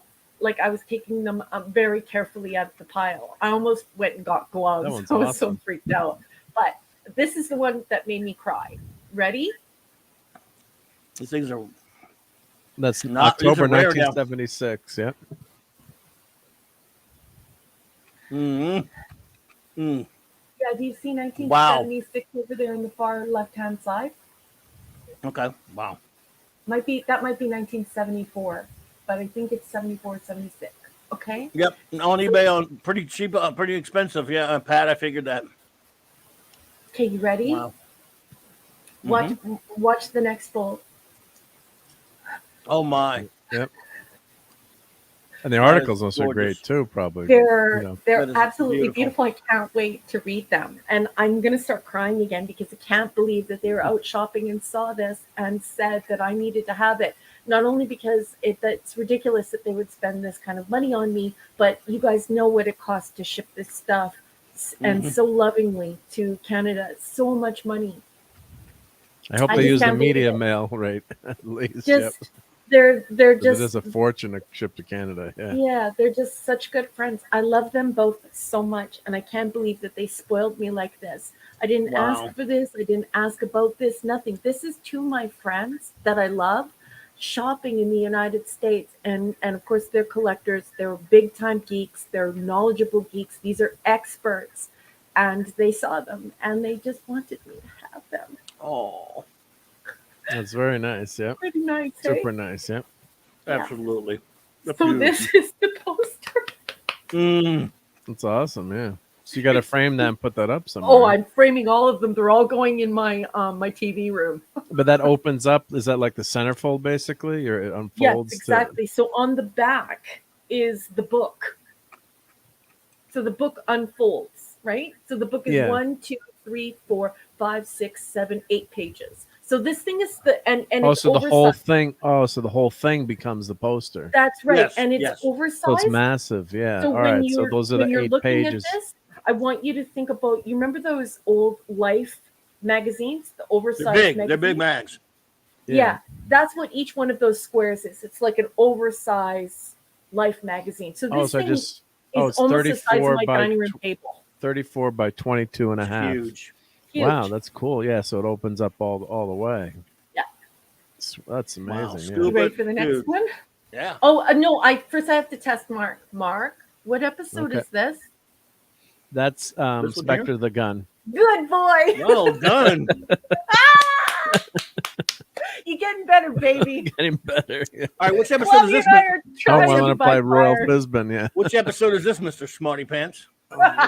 Yeah, with the smile. I'm just there, kidding. yeah. It's just a basic pitch. It is early first season, though. Yeah. That was episode 83. No, it's early first season. You can tell. 83. Only a 83. only a trekker love would you. get that one. Yeah. Yeah. Great. All right. So you ready? Wow. Wow. Nice. I'm a doctor, not a mechanic. Yeah. Look, Spock's brain. Yeah. Oh, cool. Scott, he's dead. He's happier he's dead. Yeah. So I how would do you advise read? you to keep dialing, Oxmix. How do you read these? You flip the page, like it flips. Yeah, it flips like a mag, but then it folds all the way out, right? That's right. Oh, I guess. Oh, okay. So the other side. Yeah, that's pretty Basically innovative. the coolest thing on the earth. Oh, Yeah. So there's fantastic. there's no staples in it anywhere. Yeah. Yeah. Because we used to get all those magazines with like I get a magazine that had like Star Wars poster on the inside, but I always get mad because it had staples through the poster hole, so when you put the poster up, it had holes in it. No staples here. Just a piece of the action. Okay, let's go. Ready to go? No, that's Nice. Raquel's favorite one, probably, right? Beautiful. Yes. Gorgeous, gorgeous, gorgeous. Wow. And Starlog. they Still have sent that me somewhere. the 25th. Nice. So now I have the 50 and the 25th. But Oh, wow. guys, you're not going to believe this. Uh-oh. It's signed. It's autographed. No, No. the spine is not broken. It's never been opened. So Wow. today I was thinking, can I take pictures inside of it? Don't And then even I was look at like, it. No, I can't do it one-handed. And there's no way I was going to put it on my scanner. So I have to be very, very careful. But I'm going to read it. Oh yeah, you're fine. I mean, That is a in good great. shape. That's a great map. Yeah, I actually have that still one. have I that can one. say- I've got Me that one. We've got that. I've got that. Lucky. Yep. I did get. I the do 50th. have the I just had the 50th official app. lapel pin set from the 25, and I have Nice. all of them. No, that's a great. That's a Nice. great mag. I read that Yeah, one inside it's and out. beautiful. That was a fun one. Yep. Yeah. That was a good one. Yeah. Chris, don't breathe heavy on it. I won't. Yeah, I won't. Don't I even won't. breathe on it. It'll be fine. Yeah, because I got the 50th and it had some of the new crap in it, unfortunately. Yeah, I know. The 50th has the filth in it, which is why it's at the bottom of Too the much shelf. filth. Yeah. People can't see it. That's why I had to stop by after the filth came out. I didn't touch Star Trek magazine anymore. I said goodbye. Yeah, I You're stopped good. buying it after You're that dead. as well because it just ruined it. So that's all I have to share. Yes, Pop Culture Republic. It's never been opened, ever. Wow. Nice. Yeah, and so it blew me away. I was like, oh, like inside. There's even the magazine subscriptions that are usually pushed into the spine of the magazine. They're still there. Nice. Oh, no That's one's great to opened have it. that. Yeah. Wow. So this was my share for tonight. I would That just is like wonderful. to say that I love my friend Scuba Pete and I love his wife Leslie. They're just two of the kindest people I've ever met in my life. They're funny, they're smart, they're incredibly knowledgeable about all things geek, especially with the toys, and just I just love them. And this was such an incredibly, ridiculously generous thing to do. And I appreciate it so much. I will treasure these. I'm going to have them professionally framed. I just need to make up my mind whether or not I'm going to do a typical frame or if I'm going to do a comic convention framing so I could see both sides of it. But I'm going to treasure these for the rest of my life. And they're going up in my TV room. Nice. These are going up in the TV room. I'm so excited Nice. to have them. I can't even handle it. So, That's super nice. Yeah. That's Thank very you, nice to have friends that Scobas. think of you like that. Yep. yeah. And that's the thing that made me cry. It was like they just sent me this message and said, go check your mailbox. That's And, awesome. Yep. When we started talking about it, they just said, well, we were out shopping and we were thinking of you. And And they probably instantly- found that like a flea market or something, I'm guessing. Yeah. Well, It's one of my favorite places to visit. So I started bawling. Yeah, and they I do. just said, They you go to know a lot what? of those places. I think of you too. And I do think of them. Like they're so fun and such great people. And we can be sitting at the dinner table on family day all talking. And my family knows who they are. Like my daughter, my mother-in-law, my husband. Like they know who the Scuba Pete is. They know who Leslie is. And we're pretty excited to meet them on a white beach someday. And just love them. Thank you. I love you guys. Thank you, Scuba Pete and Mrs. Leslie. Leslie because Mrs. I can't remember her name was. I'm sorry, I got her name confused with another friend of ours. I apologize. So Mrs. Scuba, how about that? Yes, Yep. Mrs. Scuba. Because you helped me get revenge on on Raquel because she made me cry by sending me something with Mark's yeah, we help. got to show that. With Mark's help. So I have no sympathy for Raquel. Let her cry. Let her cry. Cry havoc. She did it to me. Let loose the gifts from friends. Let loose the gifts of war. She did it to me. For those who don't know, Raquel, Ariam, and of course, what's his name? Mark something or other with a D, with a C or whatever. Co-conspired a little while back to, I believe, win this at an auction. Gigantic, beautifully printed on, I'm not exactly sure what kind of paper or material that's on. Representation of my favorite all-time comic book page.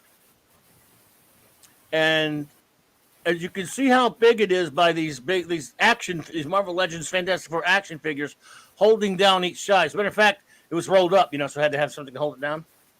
And Sue is not even heavy enough to hold. Hello, JD Lewis. Sue's not even barely heavy enough to hold her corner down right there. Yeah. And I wanted to cry. Oh, but no. I love you. Of you. Thank you so much for that. I have to tell everyone at home what happened. So one night we were on air, and I'm not sure if it happened on air or after the show, but Mark, it was just before Christmas, and Mark found out about this auction. And we know that this is Clobby's absolute favorite image of the thing. He uses it in everything. He absolutely loves it. And Mark shows this to us. And I immediately said, oh my God, I have to have that. I want to buy that for him for Christmas. And Mark, who is my friend in real life, did something that just makes me want to bawl my eyes out. What a beautiful person he is. Not only did he say, sure, send me the money, but then you know what he did? He arranged for all of the shipping and handling. And the guy went to bed and had to set his alarm and get up early in the morning to be there for an auction. Otherwise, we would not have been able to win this. And so he was there. He stood in line and did everything. And then he took care of the shipping for me in the US side. Otherwise, there would have been no way that I would have been able to buy this for Clobby. And certainly shipping it to him would have been a mess and it could have been ruined. So I just want everyone to know what Mark did, because Mark not only found this for me and said, oh, like, isn't this beautiful, Raquel? And I said, oh my God. And he's like, enabling? I'm your friend. I can do that. So he took care of everything for me. And actually, I did have an enabling video on it I'm posting. So if you want to see my review of it. On this? And on this, so that's how I did an enabling video. Back when it came out, and and of course, as I'm that's right. As I'm shipping it, I'm like, well, I had to open it. I didn't want you to see how much it costs, too, obviously. Yeah. So I pulled, I went to open it up to see if there was any, any receipts or anything, and then there weren't. And but then as I'm putting it on my kitchen table, and I took a couple of pictures of it too, I'm like, maybe I'll just say I never got this. Yeah. I'm just joking. If I was an Android, it did slip my mind for 1/millionth of a second, which is an eternity for an Android. But I was looking at it, I'm like, oh my God, this is so gorgeous. But if there's anyone that should have it, it's Mike. So I was almost for a split second I was torn there, but of course I didn't do that. But it's I'm very glad it made it safe, because then it ended up going to almost going to an AutoZone or something for a second, or I left your house number off by accident. So yeah, that was weird. Some kind of auto play. And he's totally kidding everyone at home. I just want everyone to know. No, I don't blame the temptation. That not only did he do this for me this time around, but this isn't the first time. So it's incredibly difficult for me to send things to our friends in the United States. And I've had to send gifts before to people in the United States, and it's impossible to try and get it to you guys. And so Mark stepped forward a couple of times. This is like the third or the fourth time that he stepped forward and said, I can do that. And it's No pretty problem. incredible. You know, my husband PayPals him the money, and he does everything, like all of the dirty work, and just gets it done in your guys' country. And I don't even know how to thank him for that, because he's a sweetheart of a human being. This is not the first time he's done it. And I really appreciate him a lot. So if you can give a thumbs up to Mark D with the C in the chat, I would really like that's that. not necessary, but thank you. Yeah. Also, I was just so follow glad. him. Follow him on YouTube. Thank you. I was just so glad I was actually able to win, because it was a Mondo. They only printed 150 of these. So I was just so glad to be able to actually win the damn thing, because I got on, I got on and I was like, boom, buy it, and then there was another Galactus post that I went back to try to buy, and it was boom, it was it sold out. They didn't make quick. very many of these things. Yeah, No, 100, 150, but they're gorgeous. If you see them in person, the paper's Yeah. they're amazing. gorgeous. That is really thick paper, and Mondo does some really really nice stuff. Custom or limited edition geek and nerd stuff. If you go to their I posted the link. If you go to their website, but Yeah. so it's 150, limited edition 150, but it's the printing is good. It doesn't do it justice. I mean, the picture looks gorgeous, but when you see it in person, the colors and the paper and the quality of the print, it's just it's a gorgeous gorgeous thing. So Hey, Pleasant Valley. I'm glad. Pleasant Valley's here. Hey. Yeah, that's right. Sorry to interrupt, fellas, but yeah, Pleasant Valley Picker is here. So BC. Hey, Pleasant Valley. Well, it's tougher to give somebody an idea how big it is unless you look at. Remember, get an idea with those action figures holding down the corners. That's huge. Yep. I mean, because those are 6-inch action figures. So it is a monster of a cover there. And thank you so, Mark. And number one, I cannot thank you. Cannot thank you enough. I would just. We wow. and then we didn't tell you it was coming, so you couldn't refuse it, right? So the Vitaly was showing up, right? Till you hate getting stuff too, right? Yeah. So, yes, because I don't really know how to deal with it, to be honest. It's like throwing a grenade. Like you throw the present at him, then you go run in a foxhole. So you got to accept it. Claude's the only one I ever usually get away with it, but yeah. So we're going to see that framed on your wall someday. So that'll be good. You will, I hope. Yep. Getting it framed, that's going to not be easy, but I'm on it for sure. And I showed you this last night for everyone. I have Jack Kirby's autograph and a couple of things. This is one of them right here. And that's Jack beautiful. Kirby. Yeah. Nice. If anyone's ever seen Jack Kirby's real autograph signed in person, there it is, the king. Even his autograph looks like his art. Yep. Hungry Boy, have you ever seen Jack's autograph up close like that? But so, and I have it. See, I have it on that page too of the comic book. I got to dig it up. My Fantastic 451 cover, but it's smaller on the bottom. This is my bigger, and I have one other thing. I have him autographed on his original art piece that I have. So, but yeah, I've always just thought I'd show that off once in a while. Hungry Boy's calling for the cultured French pronunciation of Claude's name. So Claude. There you go. It's a very sexy French name.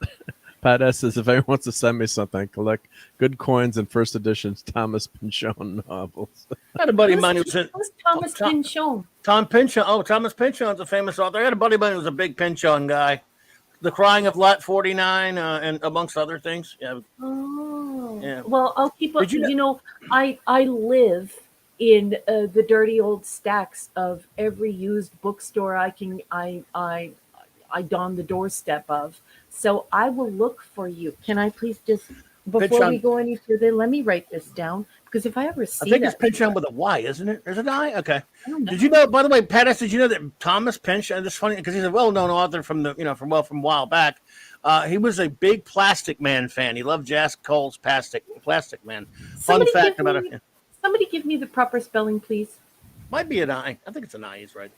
Somebody put that up again, and somebody give me the right thing, please, because if I ever see those any of those books in any of the used bookstores here in Canada. He's a very well respected author. I have no idea who he is. I've never even heard of him. That surprises me. He was anyway, maybe he's more Okay, obscure most than I people have thought. never heard of Zeetzek. You know what I mean? It all depends upon what your area of expertise. I've heard of Sleestack. They were the bad guys on Land of the Lost. Everyone's heard of it. No. So good. Oh dear. Who's ready for some? Well, I have nothing to rant about on the Tripwire list this week, actually. But who did No. they yeah, come there out you go. with? It is a Y. Okay, it is a Y. I thought it might be. Oh, leave that up. Leave that up. JD Lewis, Yep. I love you. Is that Leave that. this? So that's the spelling there, JD. Okay. The Crying of only one I know about is Crying of Lot 49 because a buddy of mine loved that book and he always wanted me to get me to read it, and he loved a lot of Penchon stuff, but I can't name. I don't know much about him other than that. But he was famous. I knew that he was a big Plastic Man fan. Ah, Yep. nice. Oh, Pat S. I'm sorry, honey. You're in it now. It's Brand new month. you've caused a problem for yourself. Ooh. He's like, no. Yeah, It was a I do. joke. Yeah. I do have a Tripwire one. It's just not one that I'm angry about. So, but I'll show you. All right, number 44. And for those who don't know, every week we were covering the Tripwire magazine has a top 100 all-time greatest comic book artist list. By the time we found it a couple of months back, they were at number 51 or whatever, 50ish. So I did a stream where I commented on 101 down to 150 to number 51 or 50, whatever it was. And then since then, every week when they put out their new one, I talk about it and bitch and moan about it because they're ridiculous.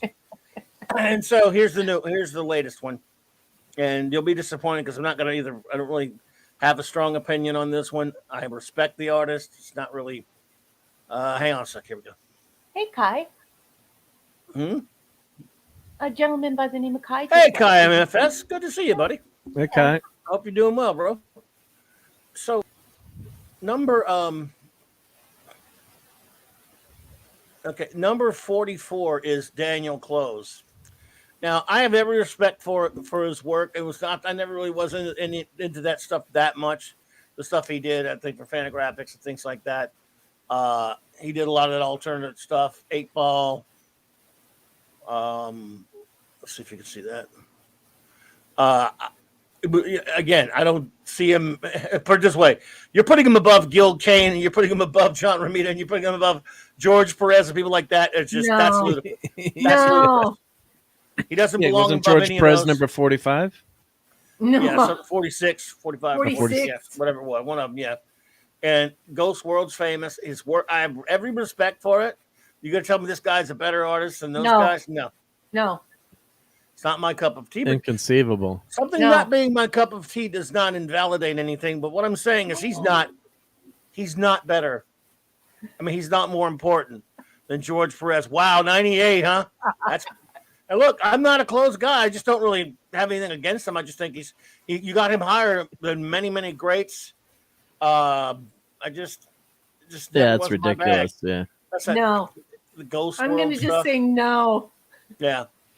I mean, it's not Yeah. not my cup of tea either. Nope. Doesn't mean he's not good, but doesn't I can't draw I like don't go- that, but I just don't. Gene Colan was at 45. They had Perez at 46. Okay, he's not better Okay. than Colan. He's not better than Perez. He's not better than, he's not better than something like 90-something% of the ones they have him better than. Let's put it to you like that, in my opinion. Okay, so that was quick work there, but that's all I really had to say about that. It's just, But anybody you put on there that I don't think much of is already going to get some bitching for me because they're above some masters. So Yeah. Pleasant Valley That's just says, crazy. "Oh yeah, it's nuts." So nope, they don't really need much more time though. So to spend on them. So when is Blake's 7 stream happening? I'll try to watch some this weekend. Less time. It'll be a while yet because but we're getting there. Yeah, we're getting there. It'll be a while yet, but it's going to happen. Now I have more people who have seen it and watched it. Don't worry. BC, we'll Boss keep has you. been waiting on people to actually finish it. So I finished it early because I really, really, really liked it. So like I blew through it really quickly. Like I binged it. And others, they didn't have quite as much time, you know. I'm an unemployed professor. But anyway, so they didn't have as much time. So we're waiting. Yeah. The boss man is actually waiting for others to finish it so that we can have a really, really great room filled with people. So. Yeah. So, but we're getting there though. We're getting close, Pleasant. So you got plenty of time to, if you are enjoying it. I hope you are. If you are, you got plenty of time. Yeah. So yes, I always thought it had sort of an American Splendor similarity, basically. Pat S. But Harvey Pekar only wrote things. He had other artists doing all this stuff for him. I mean, not Harvey. Well, Harvey was a mess. So anyway. I do have a couple of things I found in my my folder here as we're looking through Star Trek stuff. So always grab a few Ortiz things. That's so Ortiz. These are Star Trek Forever stamps. Yeah, that's Ortiz. Check those out. So that's U.S. Postage stamps. You could use these to send your mail, although I don't know if I'd want to use them all to send to Canada because I might want to frame these. But those are pretty cool. If anyone, thank you to my mom who bought me these. You know, thanks, Mom. So very cool. I have two.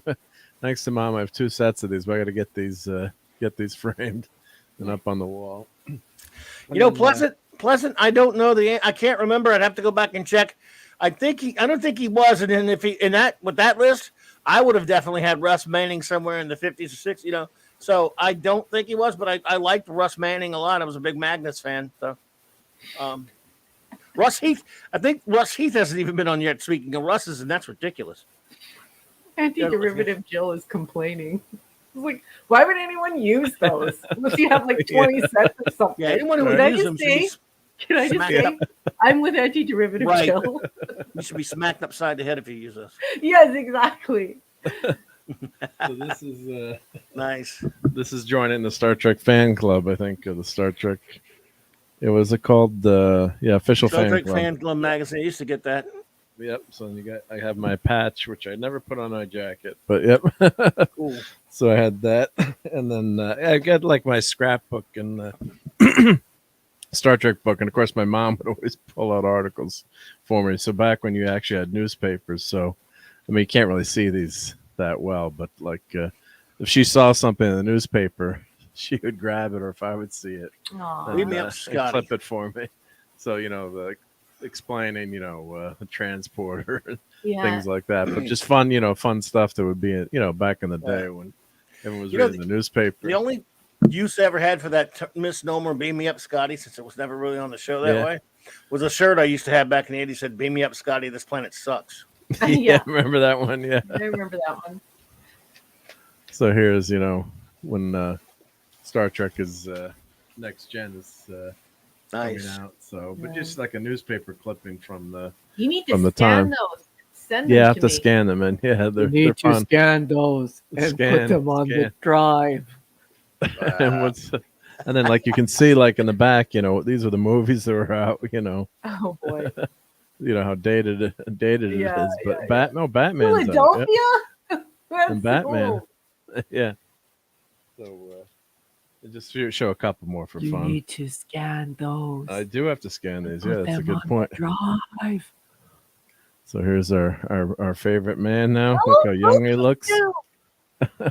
So in Parade magazine, I guess, or you know, it was a big deal when TNG was coming out. So there's a lot of stuff. Look at this comment. Thank you, Jill. Yeah. I love Jill. Nerd. For those who aren't in the live chat, or you're not watching at home, Jill's comment is, "I want a subscription to Mark D with a C Star Trek library." So there's an article on Star Trek 6 coming out. So I know I should scan these. It's tough to read, but the fun thing is, you know, it's got the movie timetable. So here we go, Star Trek 6, and I was first online to see that opening night, trying to get the. Nice. So, and that was fun too when you actually had to like wait, you know, wait online to see the movie, and you didn't know if you're going to get tickets. And all of these newspaper articles would 100% be framed and put up in the hallway leading to the TV room. I mean, get on your job, Mark. As Jill says, you should see my file cabinet. But yeah, you're right. Yeah, so like here's just a fun, campy article on the Klingon language. Fun. Yeah, a real language. Yeah, so it's tough Whoever to read wrote it now. But each shin kicks. For you, Mr. Worf, I would love to explore Klingon memories. Klingons do not allow themselves to be probed. I protest. I am not a merry man. How'd that happen? Oops, sorry, glitch. Oops, glitch. So funny. A couple more in there, I guess. What we got here? Interview with Star. Yeah, just the interview with Peace Stew. But God bless my mom if she saw something. Someone call me. Someone call me, Patrick Stewart. Yes, we watched my new TV series, Star Trek Beyond. Yes. I don't know why it's called Star Trek. I don't get that part of it. I know the P-Hard part, I understand.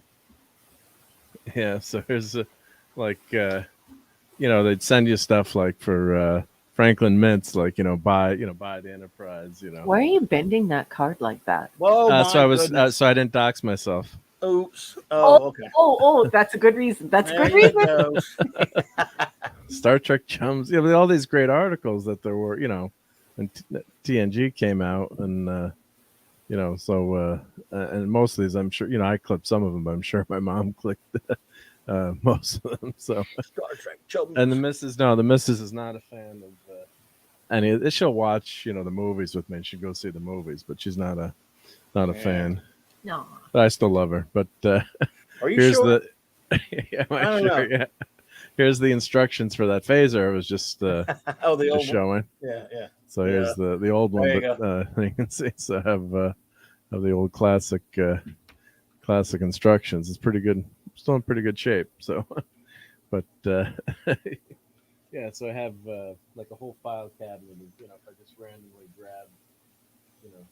grab something. Oh, what's here? Oh no, Johnny Fakes. Oh my, yeah. So they have Dustbuster phaser. Well, you used to get this stuff, and once you're on the mailing list, you'd get all this stuff. So, and this is the next version, so it's not as bad, I guess. But it's a big poster that you'd get with the Franklin Mint was doing a lot of stuff back then, and so next gen. So I have all this, file cabinet and this kind of stuff. I should. You're right. I should scan it and hang some of it up. But yeah, it's fun stuff to have. So you can never have too much stuff, right, guys? No. Never. Yep. And by the way, I don't know about you. I got to notice that Captain America's shipping. Oh, nice. It's shipped. Is yours shipped yet? Did you get I have not got noticing? I got to notice it. So. Well, I better check. So I always got to check the front Can't porch. Wait to get that sucker. That make sure that I shouldn't have bought. make sure I intercept the box. Well, you better. Yeah. Oh, why? Oh, well, man, you got. Yeah.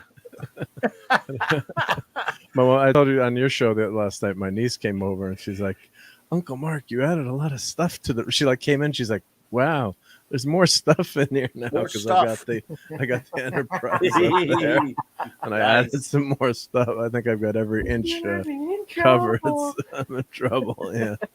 So, but you're in trouble. Yep. Oh dear. Well, I'll tell you what. I'm so it's. I was trying. We were talking a little bit about this last night. Number one. What old show can we introduce Raquel to next? I mean, we didn't introduce her to UFO, but we all got together on watching that again. But still, something we're discovering it almost as if it's new, even though we both known about it. So, what's the next one that get hooked on old stuff? Because I don't want to watch any new crap. People are always trying to get me to watch new stuff. I don't know about you. I don't want to watch any new stuff. I mean, I do watch some, but I love Cobra Kai, but that's not coming back anytime soon. And I don't care about anything else. That's the only thing I actually sort of like that's out there. So, and I was thinking about it we were talking about that actually last night. Something either I haven't watched before that's old, or it's been so long. Because UFO, I mean, I saw a couple episodes back in the 80s. So this is just like it's brand new.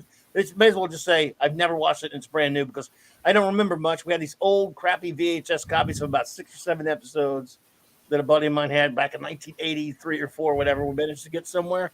They were recorded off of an old channel, some station, and they weren't great copies. So it's like it's so long ago it doesn't even count. It's not like something you watched a bunch of times and you remember it even vaguely because my memory was almost nothing other than always seeing pictures from it and knowing, who Straker was and stuff like that. Straker is the boss. He's the boss. The man. And so I was wondering, nothing will top UFO for you, of course, but still in the past year, you've seen the Prisoner. You've seen some Babylon 5. Mm-hmm. You've seen Blake 7. And people convinced me that I wouldn't find the Muppets off-putting, so I finally watched Farscape from beginning to end. Okay, yeah, good show. Oh, you did watch Farscape? When did you do that? I remember you telling me that a while back, right? Yeah, that's a while back. Yep.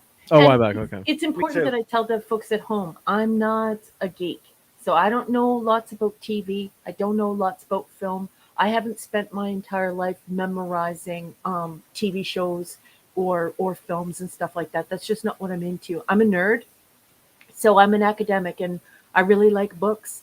I actually, to be 100% honest, it has been over 25 years, maybe over 30 years since I watched television. I don't watch TV at all. I read books. And so everyone in this group of these beautiful geeks have been showing me these shows that they think are worthy of my attention. They're like, yeah, well, you'll like these. And they've been right every time. Scuba Pete told me to watch Black Hole. Yes, I learned about Blake 7 from Clobby. I learned about The Prisoner, but The Prisoner is next level. Like, I don't even consider The Prisoner a geeky show. It is a nerdy show because it's like somebody trying to make a visual representation of something that Samuel Taylor Coleridge would write. Like, it's got that another level opium den feel to it. It's very intelligent. It's a work of art. So The Prisoner, yeah, I'm new to The Prisoner and now I'm old to The Prisoner. I love it. I'm going to continue to watch it because I'm just that kind of sicko. And I love Blake 7.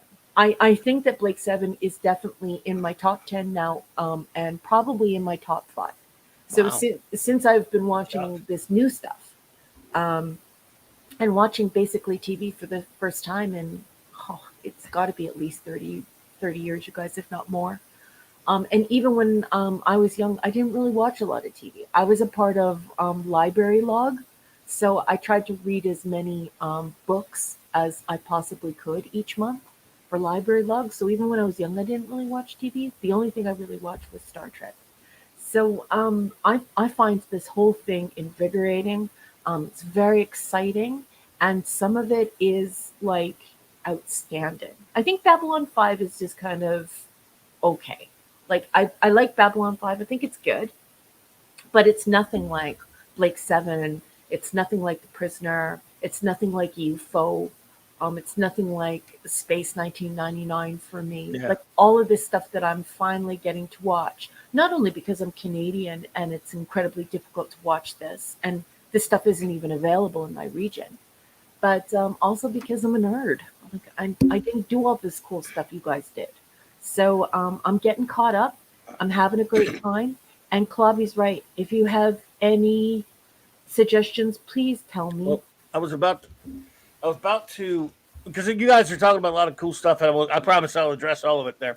I was trying to decide what I might go back and watch next if I can get my hands all over it, because I don't think I have them right now. And it's been a while since I've watched it. I might go back and watch The Invaders again. It's been a long time, since the early 90s. Are you familiar with that show, Raquel? No, honey, I'm writing it down right now, Bob. It was from the 60s. Now, again, this is, and I talked about it's it. British TV. No, it's not. isn't it? Invaders. The Invaders is a Quinn Martin production with star Roy Thinnis. Takes place in the 60s. And again, this story, I was talking about this last night. This story, they did in the 90s, tried some silly remake with Scott Bakula, but it just didn't work. So, and it didn't even last long. It's lasted, I guess, maybe 2 or 3 years. I think maybe been 2. Now, it was on network television, of course. The story fits that time perfectly that you couldn't really do it right now. Because the reason why I named that one, you guys are naming some cool stuff. Raquel's into science fiction is something important to her. Invaders is science fiction. There's a scary element to it. Basically, an architect, and this fits the story back then because this story is only doable in the 60s properly, where this architect is driving on a business trip and out in the middle, and like people were wont to do back then, needed to catch a few winks on the road at night, so he just pulls off to the side of the road to take a nap, which was not uncommon back then. Safety sleep. Yeah, I mean, it wasn't a big deal. You didn't have to get a hotel every time. It was just different. Yeah, and just safety sleep. Well, he sees a UFO land, and he goes to investigate it, and they see him or whatever. They spot him, and he starts to uncover this conspiracy of these aliens that are taking, masquerading as people, and the only way to spot an alien is that they didn't quite get it completely right, and so their left pinky is crooked or something like that. It's kind of a telltale. Other than that, you can't really tell, and nobody believes him. Now, you can't do that with modern technology and modern communications, but you could sure make it scary in the 60s. And Roy Thinnis is great as the character. He's an normal guy, architect David Vincent, and it was a great show, I thought. And it was spooky, but it was deep science fiction. It was serious, atmospheric. I thought. I mean, again, I watched it in the 90s and never watched it again. I always wanted to get the DVDs of it, and one day I probably will. So that's just a suggestion, just a thought. Boss, I'm looking it up right now. I think that your taste is mint. Like your taste for me is mint. So I always take your suggestions. I'm just I beg your pardon if anyone hears me clickety clicking. Please continue I'm pulling up pics now. I'm just looking it up right now and seeing if I can get it on my Amazon. Please continue this beautiful conversation and your recommendations. And I beg your pardon for clickety clicking. I'm going to address some of the ones we're talking about in a second, but I'll just show you some. Here's a pic. I don't know if you've ever. So maybe if this jogs a memory or not, RM, as far as if you've ever seen anything or heard of it before. See the Invaders. Oh, I've seen this video before, but I've never watched the show. Yeah. It's a Gold Key. It's a Gold Key comics. Yep. Yeah, they had a Gold Key comic. Yeah. Yeah. Yeah, it was intrigue. It was a really intelligent show, I thought. For those who Is Invaders on Amazon? On yours, probably not ours. Well, yeah, because you got to check the Canadian, to see what Susan Oliver was on one. Stuff that we could find. You Look at that, Susan Oliver was on one. Wow. Hold on, let me just. And they actually had a miniseries I'm reading now too with Scott Bakula, and Roy Thinnis appeared as David Vincent, handing the burden over to Wood. Yeah. Yeah. So, but, again, it works. It's creepier and scarier for that time because you don't have the kind of technology you have now. Right? Yeah. You jump on your cell phone and say, or whatever. It was just. Well, that's why I'm waiting for. I'm like, why don't we have more pictures of Bigfoot? I mean, everyone's got a GD cell phone now. Everyone's walking around with a cell phone all the time. And when I was in Italy, it's like people are tripping over themselves to take pictures of things, and I'm half guilty of that too. But like, just sit and enjoy the fountain. Enjoy the. Just look at the stuff too. Don't take selfies all the time. But yeah. Well, he says, Pleasant says, I have the Invaders DVDs, Clobby. Well worthwhile. The episodes have optional intros. Roy talking about the episodes. Roy Thinnis is a cool dude. How many seasons was there? 2? Was there 2? The 40. Okay. 2 seasons. Yeah. Invaders is a great show. Started a mid-season replacement series. Quinn Martin, and so season had like 17 episodes. First one, then the rest. Total 43 totally thinks so. Yeah. Well, and it's also really affordable to buy. Like in Canada, it's only $44 for the complete series, and that's a far cry from my UFO. Like UFO, Yeah. Oh yeah, it is. If it's Maybe region because it's 1, a British series, maybe that's why. it's it's between $500 and $800. And I say 800. What I really mean is those screenshots I sent where it's $880, not including shipping and handling or import fees. The Dad Man climbs. Dad Man, what's Hey, up? Dad Man. Good to see you, buddy. Thank you so much, Dad Man, for saying that. Yep. What? Oh. Well, he's just said it through the nicest, thank you. smartest, and greatest streamers around. Thank you, Dad Man. Love you. Oh, you're too kind, buddy. Thank you, man. Hope you and everyone's doing well on your end of there. Yep. Yeah. And yes, And it was enjoy Quinn that. Martin. Enjoy that Oreo cake. Oh, now you're making me hungry. Oreo cake? Yeah. Yeah, and head off to bed. Ah, of course. He always has ice cream before bed. I try to as well. By the way, Pat asked, Project UFO is a different show from UFO. Yeah. Project UFO was a different show, buddy. I'm watching Invaders tonight, but I need to keep watching.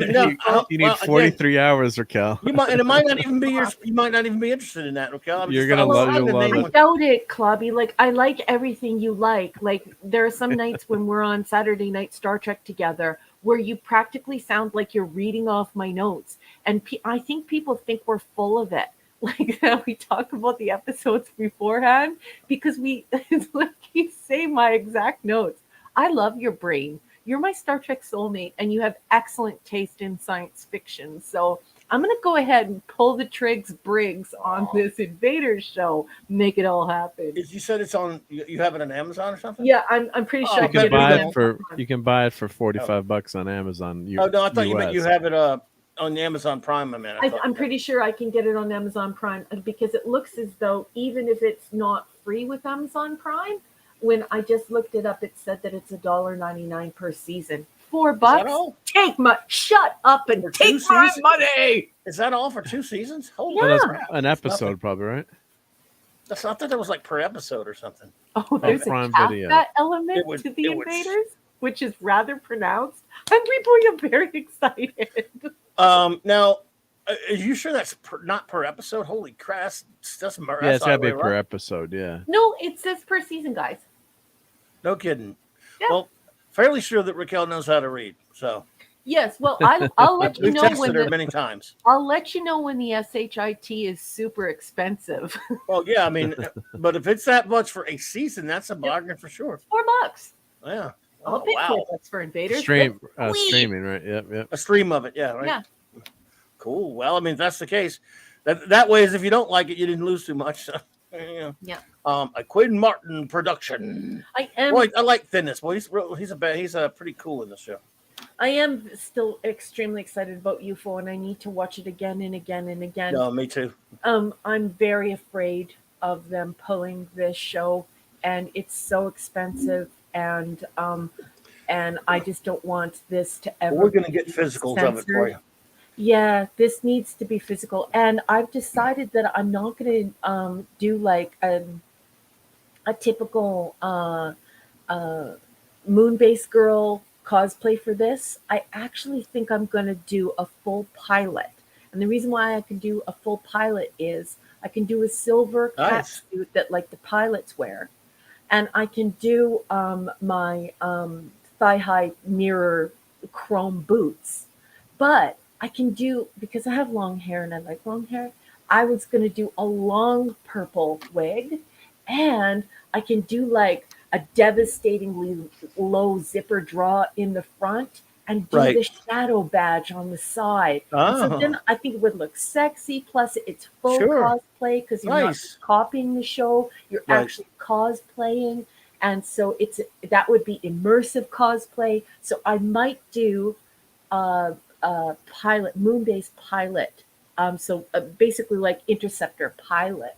Right. I'm going to do my own on it. So Snail Messiah UFO. I'm glad. See, I'm glad I have let's see. Excuse me. Maybe like 10 or 12 episodes to go, and I'm almost getting bummed out that I'm going. Even though I'm watching them ridiculously out of order, I've just learned. But I'm bummed now, and it's almost over. I'm like, oh man. Yeah. When you finish something, it's like when I finished Enterprise when I rewatched it. And I swear to God, I hadn't seen some of the episodes, or I totally forgot them. Yeah. Like TNG, I think maybe I missed a few of these episodes. I can't believe that actually. Maybe I just don't remember. I can't imagine because I used to record them and videotape them. Oh yeah, you probably I can't remember, but yeah. And Dad, I'm gonna wear one of those. Hey, would actually have hair again, so maybe I should wear one of those purple wigs. Yeah. Well, that was part of the uniform. So if you're going to be in shadow, you got to wear the uniform, right? So well, Straker's wearing a wig as well, but that's because he fully immersed himself in the character. Ed did, and he did a full bleach out, like white bleach out to his hair. And I think it was just too hard on his. He was worried about his hair. Messed it up, yeah. Because it was full bleach out. That's my excuse. That's why my hair fell out. The women are definitely. I mean, the point. No, they're not just wearing wigs. I mean, obviously they're wearing wigs, but they on the moon base for some reason all the women have to have purple hair because one of the characters of Nina. She was on the sub in an episode. She was stationed on a sub for some reason in an episode, and she didn't have the wig. But when she was later, when she was on the moon base, she does have the wig.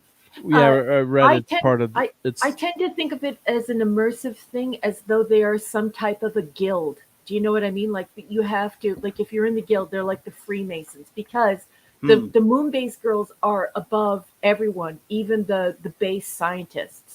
So like a Straker really counts on them because they understand the science of what they're doing, and also the strategy for like repelling the invasion. So yeah, and Nina Barry is Nina Barry is absolutely one of the most beautiful women I have ever seen in my life. She is a marvelous actress, and that episode, I think it's called Subsunk. Sub Smash, yeah. Sub Smash, yeah, maybe Sub Smash. Anyway, that episode. That's what she was on the sub, yeah. That is an incredibly disturbing episode. It was so upsetting, and it reminds me of like my father-in-law who has passed on, but he did the electrical on like submarines, like nuclear submarines. He was like a like big time guy, and I just like I've been on a submarine. I've been submerged in a submarine once in my life, and but imagine being in Nina's position in that episode. To be inside of the torpedo tube like that, it was so realistic. It was so James Bond. You could feel the perspiration trickling on the back of your own neck. It was so upsetting, and Nina Barry is so ridiculously sexy. It's crazy. Yeah, she's something. Well, actually, the wigs are actually that was part of Sylvia Anderson's design. Yeah, and she said that was considered part of the uniform. The women had to wear purple wigs as part of their uniform, and she just loved the color purple. So but like you said, it was part. Yeah, it's so it's not just a fashion statement. It's actually part of their uniform and their identity. And when Sylvia was pressed as to why, she wouldn't give the reason. So I just like to, because there's such incredible world building in UFO. I just like to give the answer that they're a guild. That it's almost like they're barristers and solicitors in the UK or in Canada, or like Freemasons. These are highly skilled scientists and strategic advisors to Straker. So it's like they're elevated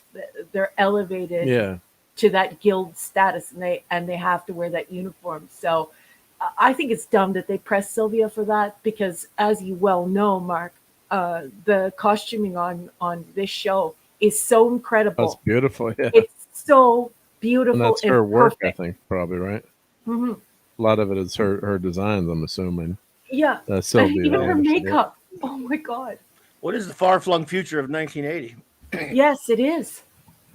I love that. But the tech is so well done, and a lot of it's coming from the Thunderbirds, I think, and the experience with the models.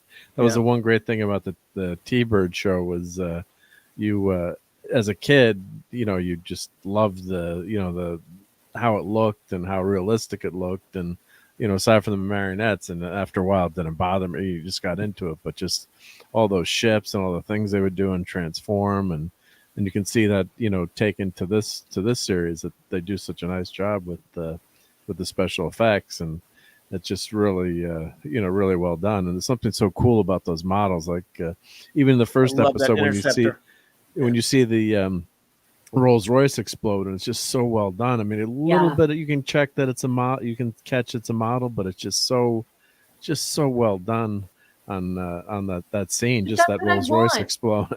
I want and it models. Looks real.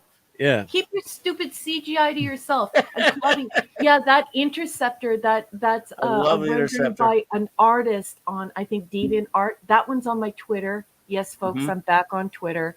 But I absolutely think that model is absolutely gorgeous, and I love the whole idea of having like this cruise missile or like this nuclear missile at the end, like launching forward from the Interceptor, and then they return and the receptacle is empty.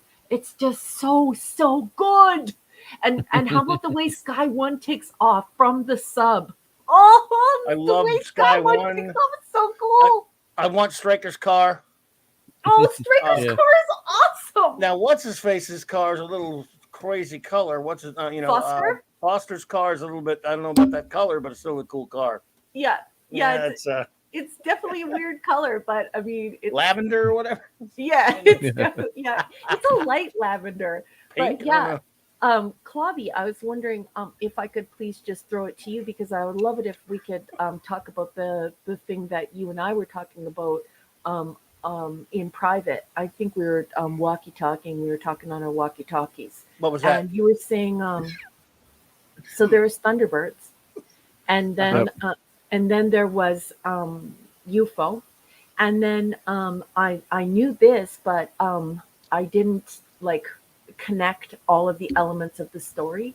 But one of the reasons why Space 1999 happened is because the show was doing okay. UFO was doing okay, but people liked the moon base. The highest rating ones were always and all the moon shows, right? The moon based stuff was always the most popular things that they were hearing from about audiences and getting the higher ratings and stuff.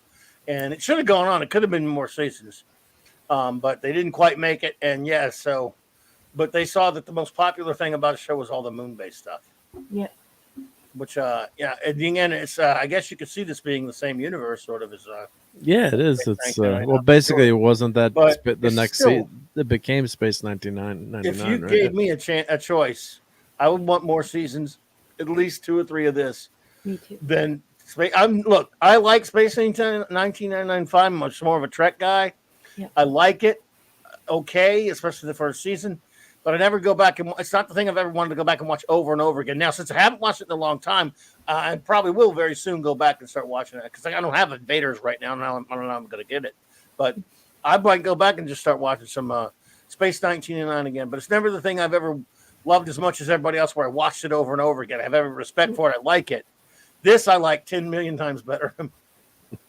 And those costumes. Oof. I have to agree. Even though I don't like to speak ill of Space 1999. I'm not. Because I love it, especially season 1. But just the thing is that I just wish that we would have had UFO instead. I would have liked to have had 2 more seasons of UFO. That would be 26, 26, and 26. And that would have been just fine with me. And Steve Mitchum, I love that you do CGI. And I totally respect what you do. It's just, I sort of feel like in science fiction, they're just overdoing it a little bit. And but I don't mean any disrespect towards your craft and what you do. Here, Steve. Say hi to Maddie. Yeah, good night. But I had to say that before he left. But yeah. Wow. Yeah, I don't think he took it. I mean, he may have been teasing you. He's joking. Yeah, Thor has a good sense of humor. Yeah, plus he knows I He's love not going to call down lightning on you. Yep. Yeah.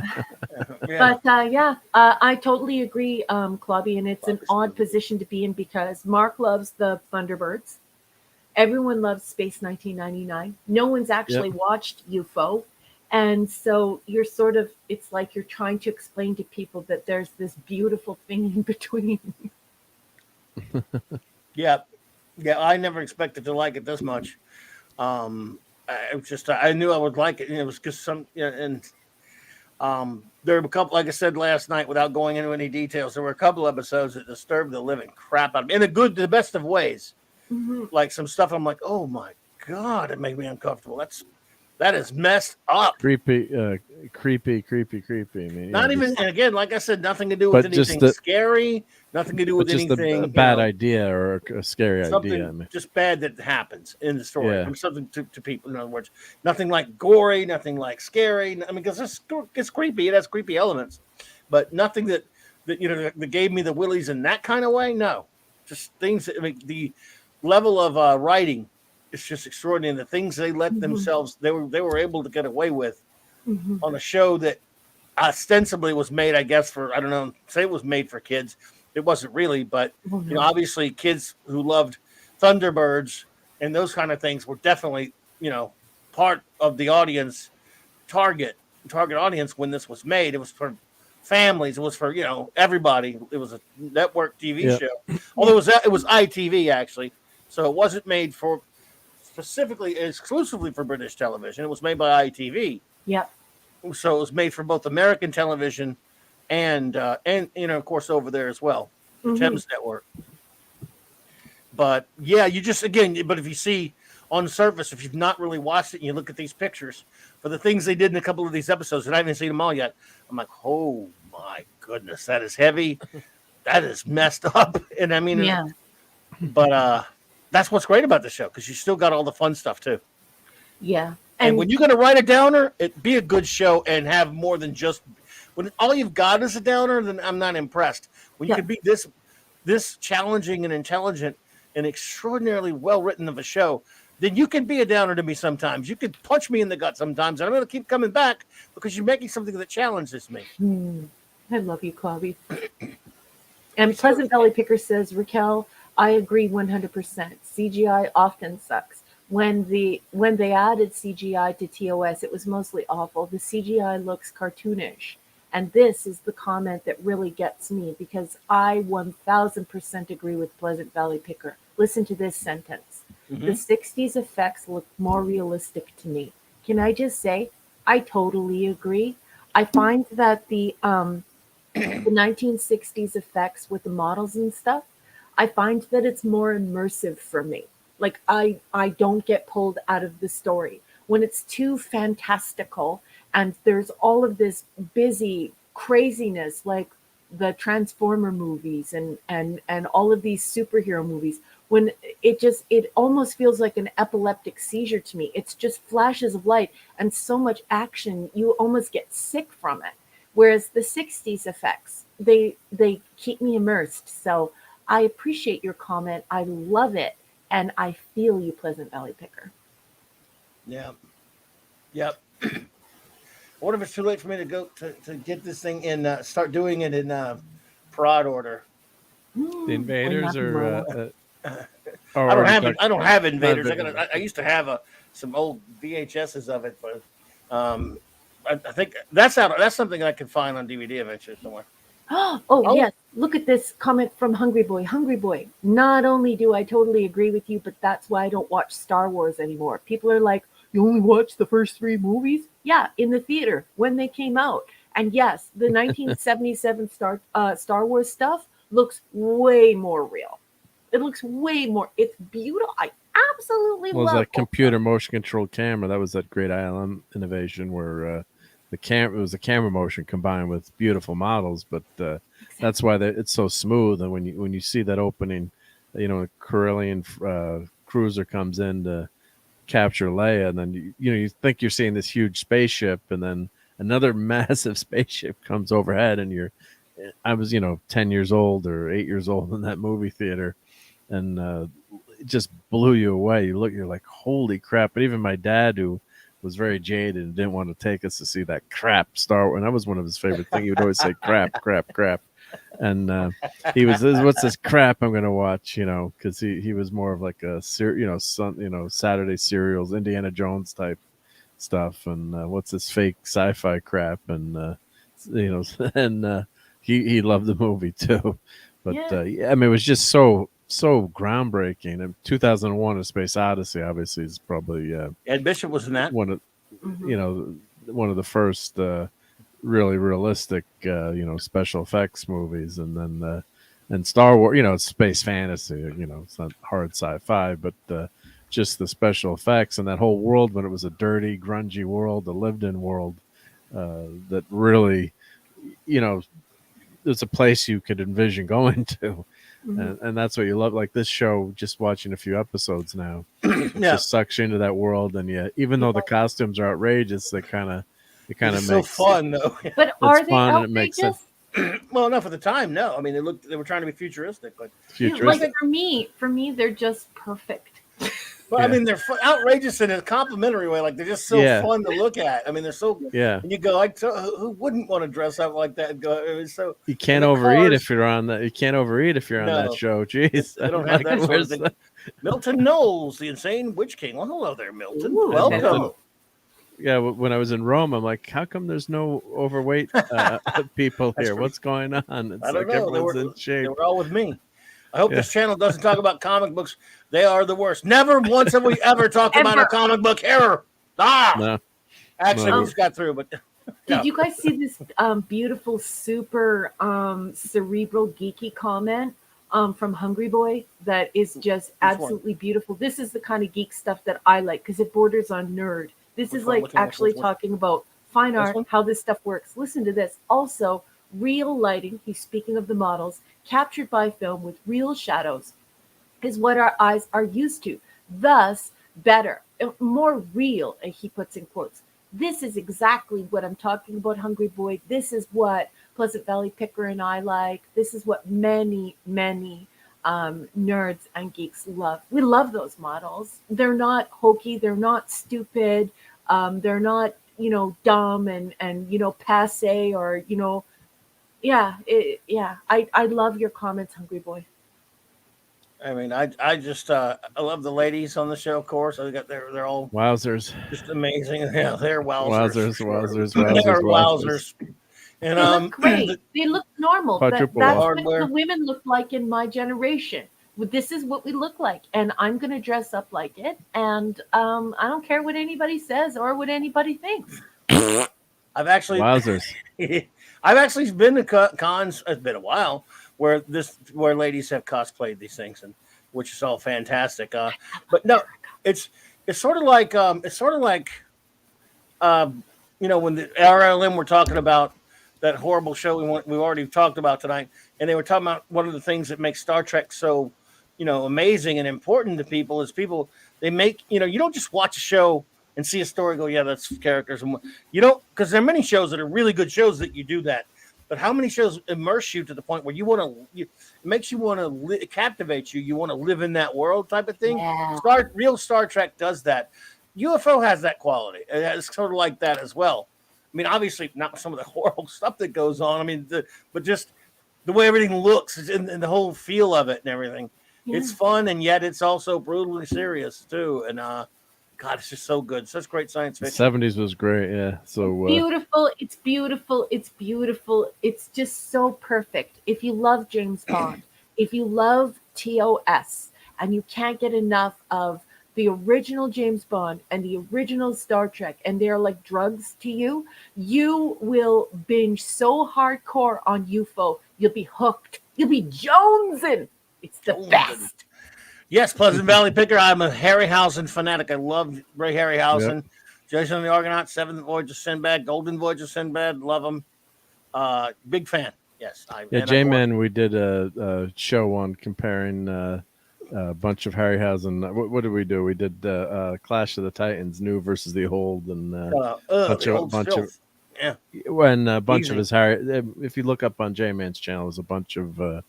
We did a comparison of a bunch of Harryhausen films and which ones we like. So, Harryhausen just one of the amazing all-time greats, and he was an apprentice on King Kong, if I'm not mistaken, or started to work. He did, he did work for Willis O'Brien. O'Brien, so he got to start there. But, some of the best stuff there. And then Oliver was talking about before that flies by too. TMP is coming out in 4K. I got Oliver. Yeah. Yes. Yeah. But not where you can buy it yet. First, it's going to be on Paramount Minus for a while. Yep. And you can't buy physical till like something that's probably going to be like December, from what I've heard. That'd be the guess. Yep. Sucks.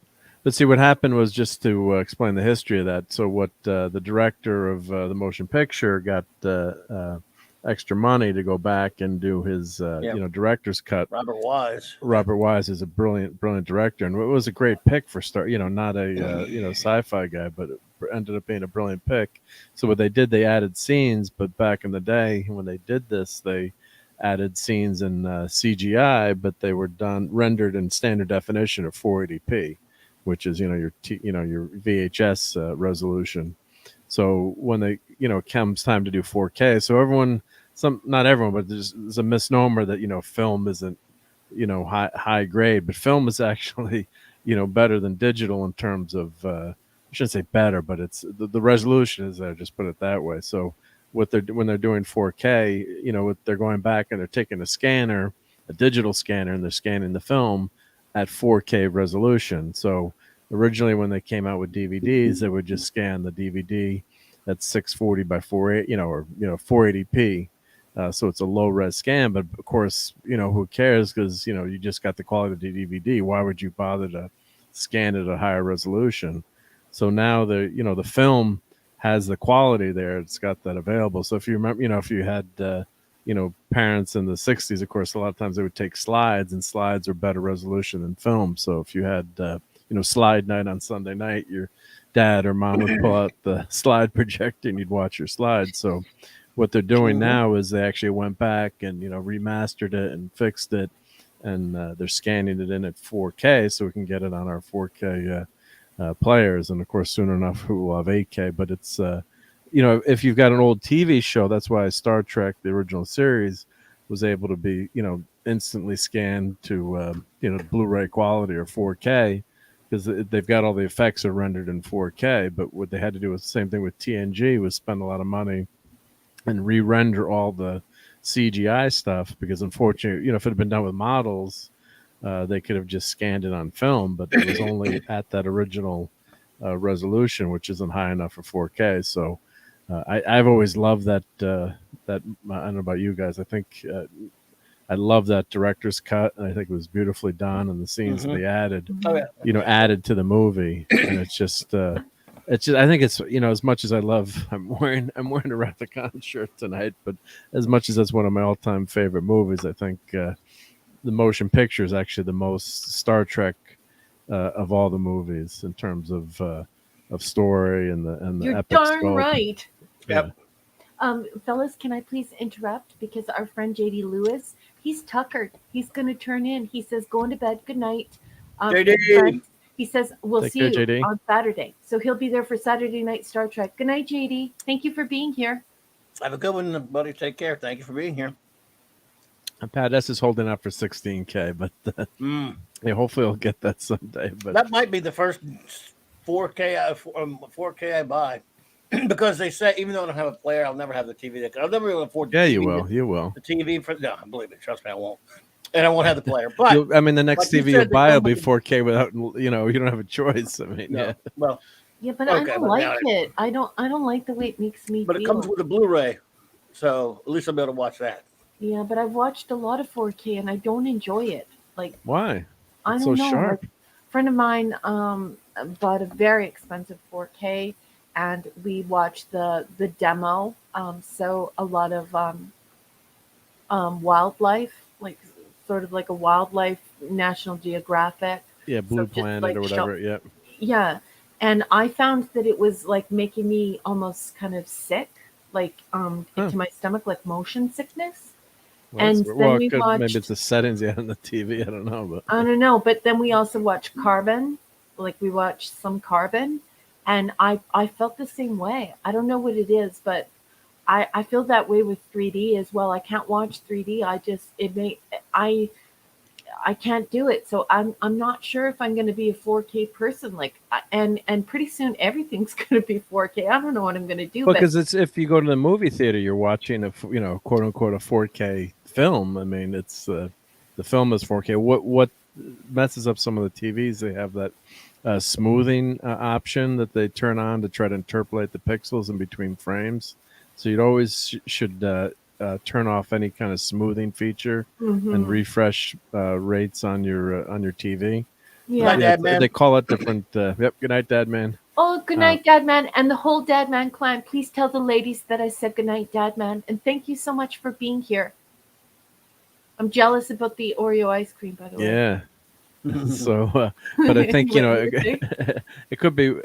Damn it! You have to like 4K because it's better. No, just kidding. I know. But it could be the setting on the TV with that motion smoothing. They call it. That smoothing, what looks like soap opera effect or whatever they call it. It's horrible. It looks like it's so clear, it's disturbing, like you're standing in the room with it. My mom and dad had that setting on their TV. I think they were watching some movie back when they got their brand new big ass 72-inch whatever a couple of years two back, whatever it was. And there was some movie was on. Just an ordinary movie, and I'm looking at it, and I'm like, this is weird. It feels creepy because it looks like I'm standing. I feel like I'm standing in the room with these people. Yeah. I mean, that's too much. But they said, I think that was some kind of setting. Did they call it like soap opera mode or something? Yeah, they call it motion smoothing. It's quote unquote the soap opera perfect, and they have it on by default too. And also, you should have your setting, TV. Though. It's a setting, and they usually put it on by default. And also, your TV comes with oversaturated colors normally. Yeah. There's like a demo mode, so you can actually buy a disc called. You can buy a disc from Disney called WOW, WOW, or just Google tweaking your TV, or you can actually hire someone to come to your house with a scanner, optical device that'll actually color measure your TV. And if we'll cross that bridge when we get to it. 4K is I don't have one of those TVs yet, but I will tell you this, Mark. You have sparked an incredibly intelligent and wonderful conversation in the chat. We've got Hungry Boy saying, I'm with Raquel on the 4K thing. And then listen to this very insightful comment. Our human eyes are not supposed to see like an eagle's. And then he follows up by saying, 4K is the first step to transhumanism. And then, of course, he facetiously yells, run. And then Pleasant Valley Picker gets in on this, and he says, Raquel, it's like some folks get ill with virtual reality headsets. I totally agree. And Pop says, I've seen some 4K that was too sharp. It didn't feel right to me. It's natural to have some things out of focus. So everyone is having such a great and intelligent and engrossing conversation in the chat. Gentlemen, turn your eyes to the chat and make sure you're catching these comments because they're awesome. Yeah, I've been reading them. So actually, that's a great point. So I was reading a review of the new Batman movie and talking about how that was filmed and actually how they, quote unquote, you have a photography is one of my hobbies too, but you have a dirty lens, so not everything is in focus.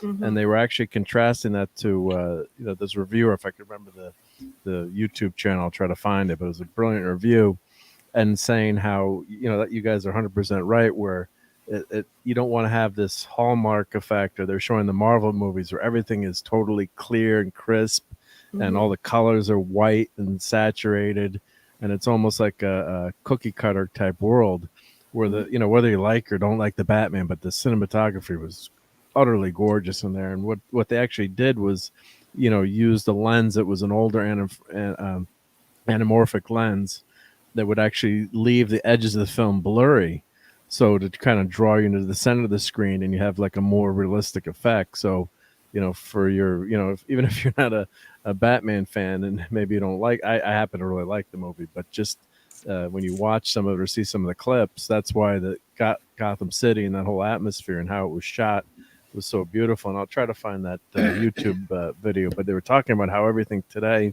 with all the special effects and everything, everything looks perfect. So some of that might be what you're seeing too. But if I watch Star Trek in 4K, the old episodes or on the Blu-ray, I just love seeing that detail, of course. But then you can also see some of the zippers and things that you weren't meant to see originally, because no one would see it on TV back in the day in a 13-inch black and white TV.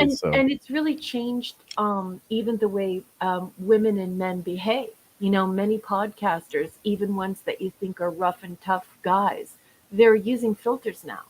And, you know, I never use filters. I don't believe in them. I think it's crap. I think it's a form of lying.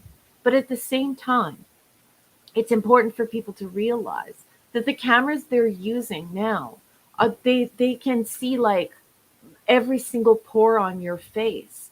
But it's like Hungry Boy was saying, it's like having a magnifying glass or trifocals while you're looking at someone's skin, and that's not normal. And that's why I think it's okay if a woman on social media wants to use a normal, like everyday average, you know, filter, like a softened filter or whatever, because it's actually ridiculous. I mean, before you would never touch up a picture, but before, you know, it's a 35 millimeter camera. It represented reality. Now we're not representing reality anymore. Well, it's so easy to do too. I mean, it's so. I mean, you know, when you did old school photography, yeah, you'd have filters all the time. You'd have colored filters, or you have like if you shoot some in the water, you need to use a polarizing filter, or if you wanted to get rid of you know, reflections and things, that always pull out the polarizing filter, like I said, or different color, but for fun. But you know, now you're on Instagram. I think even when you're live shooting, you can like Zoom just added, like, you know, improve the way you look. You know, you can do a slider, kind of blurs you up, and you know, you can, you know, quote unquote improve yourself. Or and at one time they were selling a camera would actually make you look skinnier. They had something that was like a, remember that one camera? It's important for people to realize that the technology has advanced so much now that they're showing the hyper real in photographs now. So if people want to use filters just to make themselves look normal, like they would with a 35 millimeter film, and properly represent reality, I think that's okay. But when people start like changing their age, like how they look in a photograph, and making themselves look younger, or changing their facial features and making themselves look this way and that way, I still don't agree with that. But it's really important for people to realize, though, that the cameras they're using now, even on a typical cell phone, is not showing reality. If you don't use any filter, it's actually hyper reality, and it's weird. It would be like walking up to your granny with a magnifying glass and looking at her skin up close. We're not meant to look at one another that way. So it's okay to reduce this hyper reality to 35 millimeter. So here I just posted that YouTube you know, video if anyone wants to check it out later. But it's great you know, essay on, you know, how the Batman was shot, and just how you know, not about the movie per se, but just how it looks and the lighting, and how they did it, and how they made everything look with that kind of realistic, gritty look. But that's one of the reasons I think I like the movie so much, because it wasn't that cookie cutter, you know, bright, every frame is perfect kind of scene, which makes sense for the Batman. And you know, if you watch you know, if you read comics too, you know, just there's a lot of stylization and interpretation of you know, the way comic art is done too. So it's really, because now we're in a digital world, right? So in the old days you had your film and your, you know, your old lenses, and now you've and you're right, in some ways, as much as I'm a tech guy and I love you know, that high res, or I always tell the story of, you know, when I got my first Blu-ray player and I was playing you know, some you know, playing a movie and comparing the two scenes, like the you know, some special effects, and you're like, and the movie looked totally different. It was just Blade Runner, the pyramid, you know, the building looks like a pyramid. It's all fuzzy on the, you know, on the DVD, and when you watch it on Blu-ray, it's sharp with the points of light. So I was like, crap, that it does actually look better. It doesn't make the movie better, but No. it, you know, did But look it is better. important that some folks like the visual representation of reality. Like, I like all of my photographs to look exactly like I look like in real life. I don't want someone meeting me and being horrified to find out that I'm wrinkly, or I'm super fat, or any of those things. Like, it's important for these digital images to represent reality. So I'm just going to take 2 wags of a dog's tail here as the XO to turn to the chat, because we're getting some really nice conversation going on here. And I don't want these comments going unanswered, because some folks really put a lot of effort into them. So Go ahead. Stephen M. Kal-El, he says, so if we're at 4K now, what do you suppose the resolution of the view screen on Enterprise D was? And Milton knows 400K. Milton Knowles, the insane witch king. I strongly suspect this person might not be a geek, might be a nerd, because he's just said something very nerdy that I love very, very much. He says, we should all get outside and stop watching TV, man. Then we don't have to worry about the definitions, man. We can watch Mother Nature, which is the perfect definition. Outside, what's that? I've never heard of it. Yeah, I What is just that love supposed to that. mean? I love it. I love it. I love it. I don't understand. Time to go camping. You're not going camping with me? And we have some other comments here. We have Pleasant Valley Picker saying, my eyes are always out of focus unless I see a beautiful woman. Then they're 20/20. Yeah. And we've got Pop Culture Republic saying, anytime I've been in a big store with jumbo TVs on display, they've had 4K nature shows on demo. Yeah, Pop, they always do. Yep. Even my buddy did. And then Pop says, a 4K landscape, everything is sharp and in focus, even things off in the distance, in focus. There is no depth of field effect or atmospheric haze. And I just want to say, as somebody who studied photography in university, I completely agree. Depth of field, it's not so much what you're taking a picture of. It's what you're not. It's what you're taking.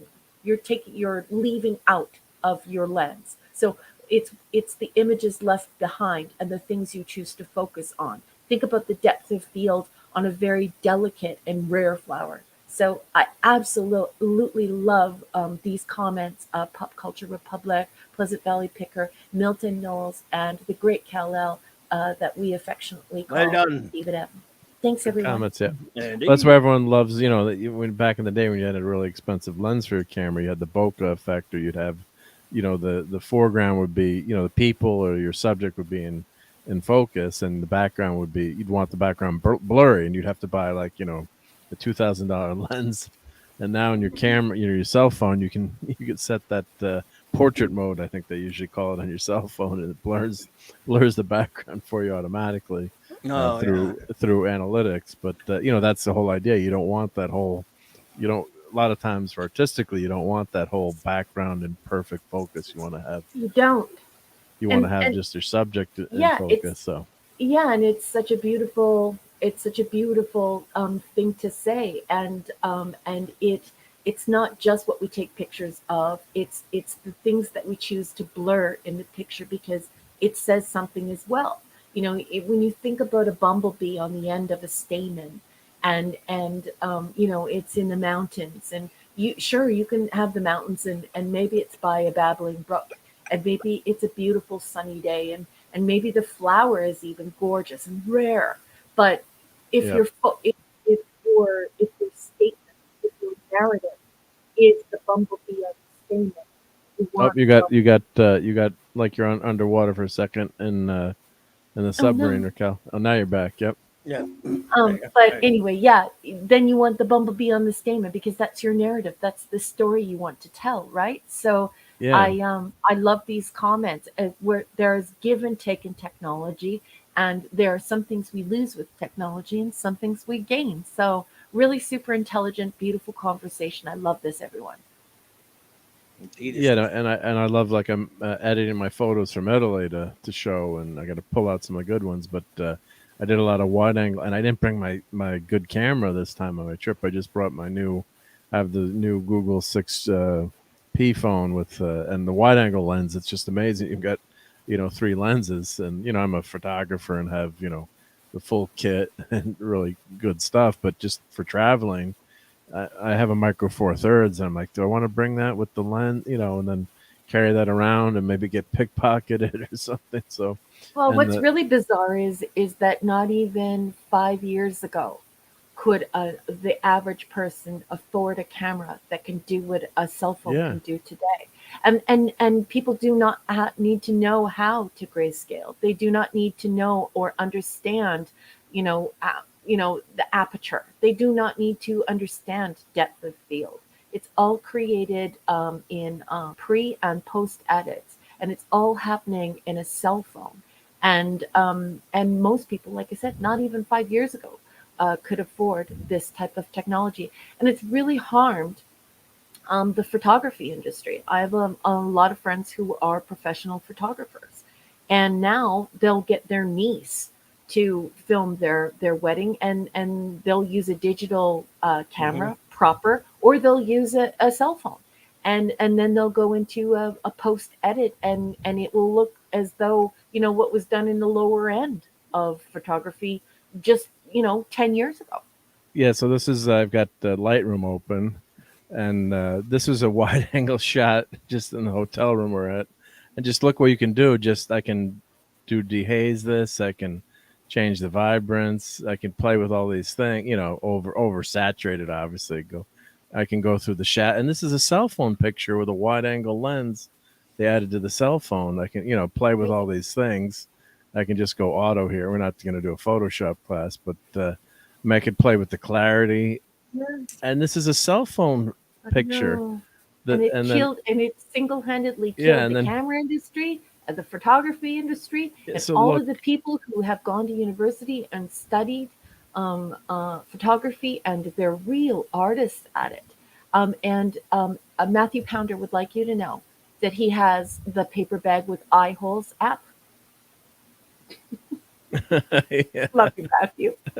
But I mean, just what you can do with and this is all, I can put, I'm just editing this real quickly, but you can really pull out, but you can also make things look too fake too. Like I can double up the saturate, but you see, I hate that you see all these pictures where they're fake saturation, which is it's so easy to do. And then you can diffuse, this is just fun stuff, but I can, diffuse it. So noise reduction.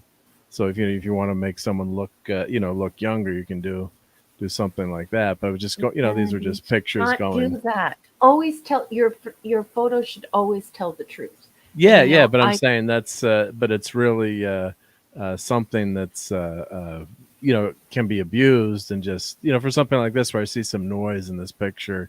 Yeah, it's just the cell phone picture of just, there's the Clobby mobile with me and Clobby are going to go riding in that in that car.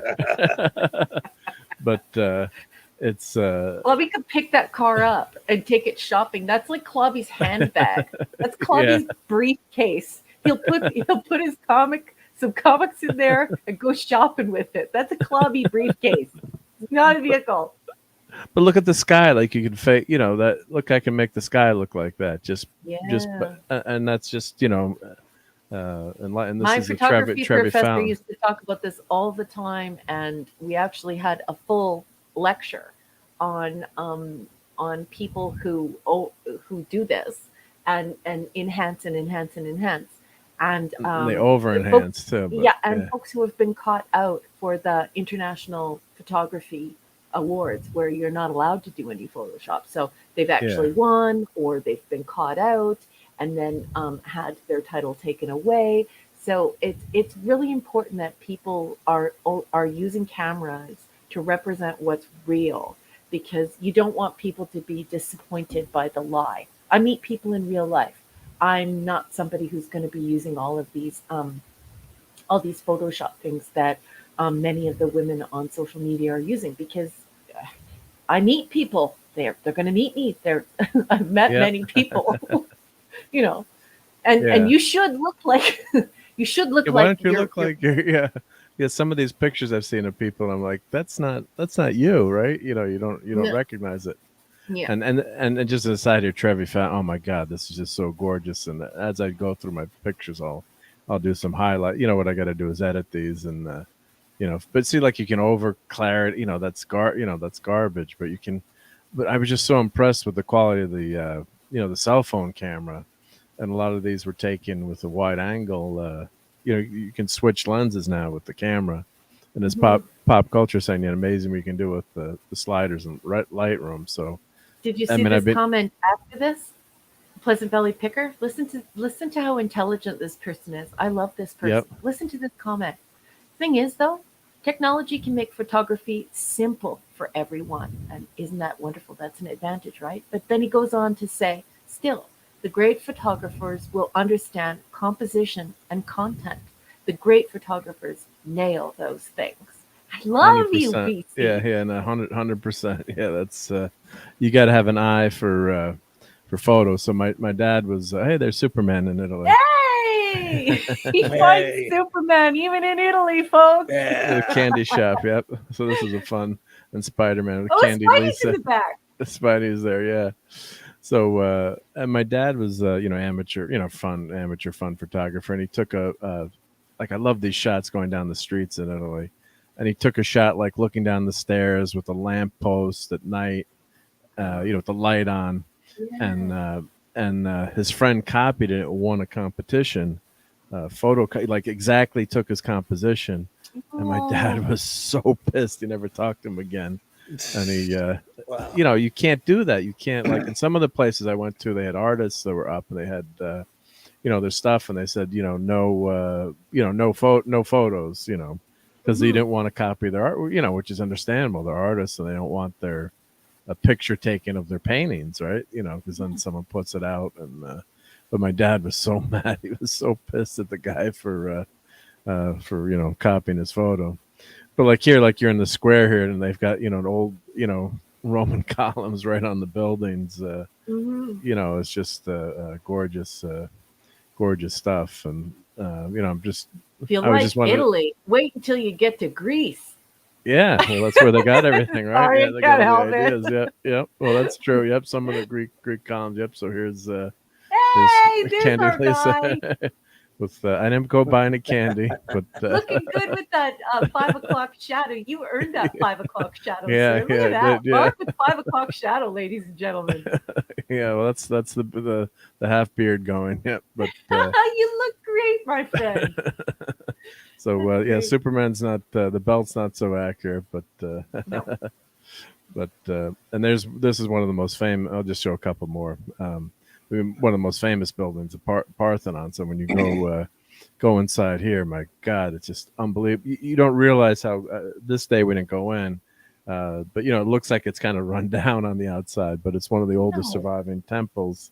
And what happened? It was converted to a Christian church, so it survived. It wasn't destroyed for that reason. But the temple, the church, and the artwork and the ceiling and it's just breathtaking. It's just it's so boring being back in the USA when you see all this all this stuff. So it's just amazing. And there's something comic book-esque about it too.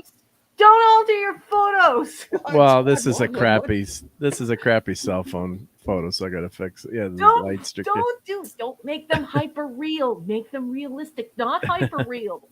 Well, this is actually the sun is kind of cool here. Watch this. Let's see what we can do here. Don't change reality.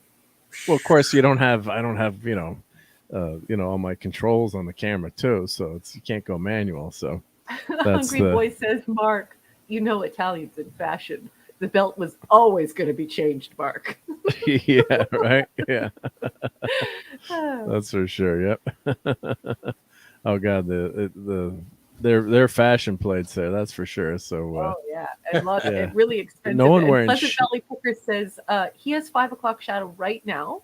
He's only working a half day tomorrow, and he's staying scruffy. Good for you, Pleasant Valley Picker. I'm so happy, BC. Enjoy your half day, sweetheart. And of course, I love myself some Ducati. Yep. So they had plenty of motorcycles and scooters and motorcycles. The price of gas and the way everyone's but just all these side streets you can just get through everywhere. So yep. Hey, Scuba. Pete! Oh no, there Boy, did you miss something earlier? Yeah, you made Raquel cry. Thanks a lot. You evil monster! You made Raquel cry. I hope you're proud of yourself, Scuba Pete. He's the greatest ever, and so is Leslie. So this will make everyone hungry, but yeah, that's so nice of you, Scuba Pete, to send that to Raquel. So this is the food portion of the show. Yep. Very nice of you. Nice. You know what I have waiting for me? What? Irish stew with garlic and cheddar cheese dumplings. Mm.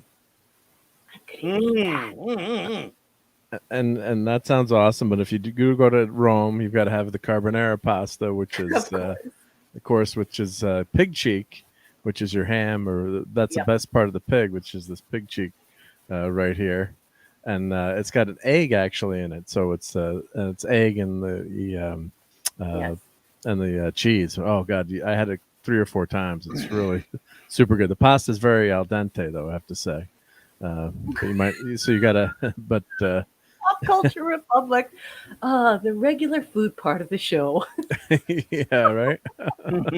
We gotta make everyone hungry, right? Yep. Yeah. This is cool because I get to edit my photos at a jazz concert tonight. Scuba Pete and Leslie are at a jazz concert tonight. Yay! Cool. What is it with concerts? Saturday night we had somebody at the damn was it Reba concert? Yeah, and I looked up TMF, and I looked it up. I thought he was joking at first, but there was actually a Reba concert that night. Don't say the city. Yeah, I won't say the city, but I looked it up. No, but I looked it up to see is really Reba playing. TMF would never lie about that. Yeah, and it was hysterical. Is this that your lovely wife is currently eating? So we told the people.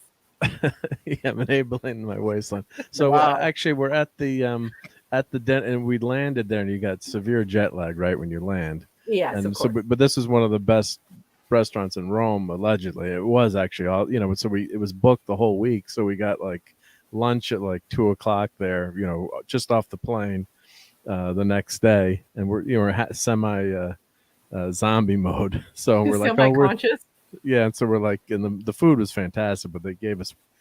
I told the waiter, like, oh, just bring us some appetizers. And of course, they brought us way too many appetizers, which were fantastic. But so we had no room. You were overfed in Italy. Just wait till you get to Greece. Yeah. So we tell them, oh, we have no room for dessert, and they're all like disappointed. So like, well, then they just bring this out, because you have to have some dessert, right? You can't you can't not have dessert. So they brought that out for us. So it's just there's a lot of Nutella and chocolate there. And the interesting thing is they don't eat a traditional breakfast there. You have something sweet, like you have a croissant or pastry or fruit, or they had these croissants with crema, they said, or like cream. Think of like a Bavarian cream donut with a croissant. Oh, they're so good. So good. So those are awesome. But it's the food there is just fantastic. Delicious. It was just so good. So you can do things like this. I was just trying to get like an artistic. I was shocked to see that donut pic because I've been doing that with cinnamon donuts with my own 80% cocoa homemade chocolate goo for years. Ooh, good. Nice. Yeah. I actually had a donut today for first time. Scuba says he wants to eat the donut and shoot the chocolate. I'm not sure what that means. What like as if it were a shooter, like as if it were like like drink it, right? Yeah, of course, shoot it. No, like a shooter. You just shoot it like a gun. And then I guess you got to drink. I don't drink, so yeah. Gotta be a drinking lingo, I guess. Yeah. A drinking lingo there. Yeah. Oh, Hi, Mark. More toys there. Yep. I didn't dox, did it? No, it doesn't matter. That's just my name. Yeah, it's fine. Yeah. But, you hear that, everybody? We're using code names. Code names, yep. Raising Arizona. We're using code names. Code names. No one will know, yep. But so this is, I think, is Spanish Steps, I think. Yep. Yeah, Spanish Steps, yep. So, but there's just so many gorgeous. So are we going to be looking at all these on your channel? Yeah, so I got to do once we can stop. You showed us some of these the other night, but I showed some of the other night. So what I'll do is I've got to go through and edit and I got so many damn photos. Look, don't edit it too much. what I No, do is, well, I real. delete them. I delete them, or you can rate them, like you can, which is nice on Lightroom. You can do 1 through 5, Yeah. and then what I do is you can rate like if it's a 1, and you could say, oh, just show me the the 5 pictures kind of thing, so you can sort them that way. So then you don't have like 3,000 pictures. Yep. Oh, actually, Hungry Boy, I did go to an Italian art supply shop and take pictures. I did have, because one of my buddies is an artist, and I took one of the shops. I did take take a bunch of photos at the art shop. But yeah, there's so much art and history there, and it's just a wonderful place. And here's a good one to end on. So I got my Swiss Swiss card from the Pope, and you got the Beatles here. So yeah, a lot of cool. I was always looking for toys there. So there's the Beatles. Only you, honey. Only you. Only You're- me. Yeah. You are a pure geek through and through. But I Did did. you I manage did. to actually pull your nerd card and go to a museum? Yeah, I didn't Good. make a comic book shop. I didn't make any comic book shops. So that was. That disappoints me.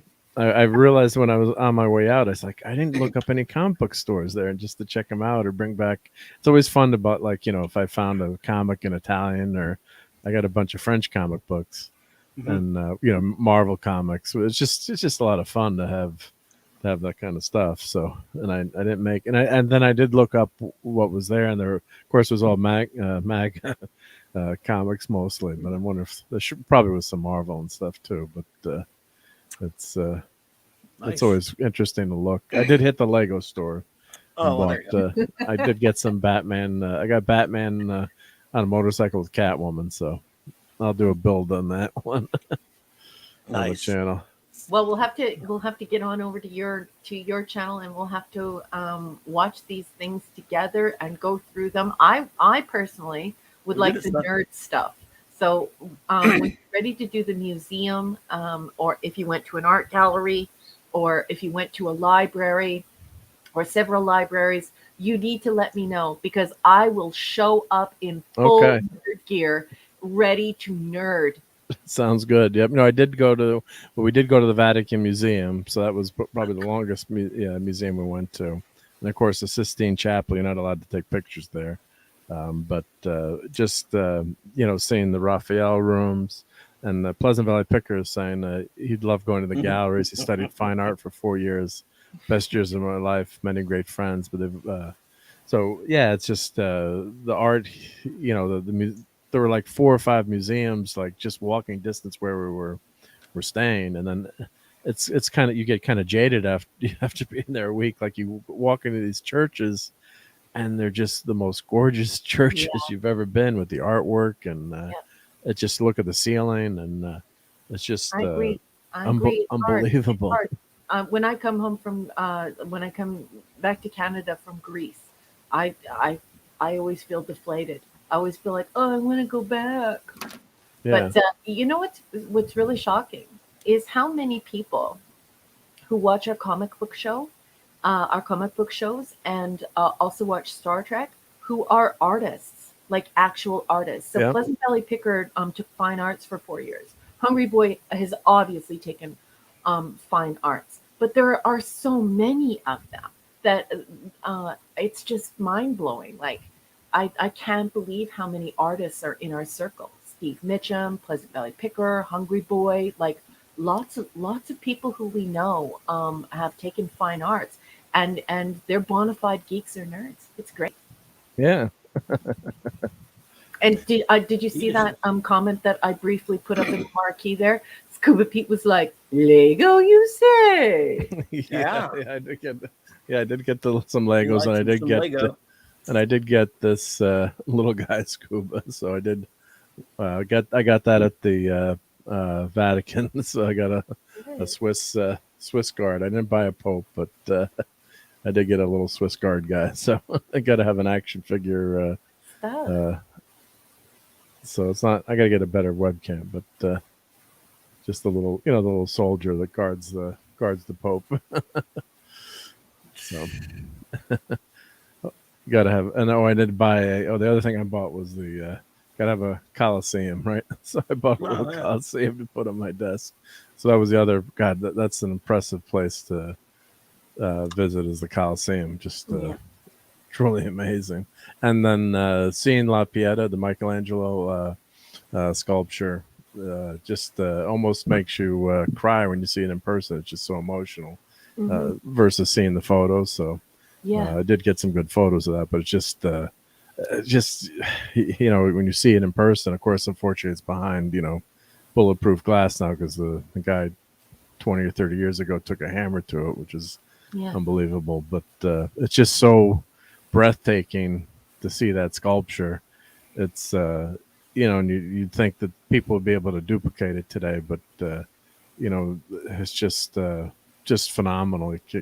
You almost can't describe how beautiful it is. It's just wondrous to see it. So it's a real privilege to get to see something like that. And there's a lot of people in the chat that hey, we're geeks and nerds and comic book people, but appreciate the fine art, and that's where all of it started, right? So I mean, comic books are derived from that, and Jack Kirby, I'm sure, would appreciate that fine art. Did. And did more.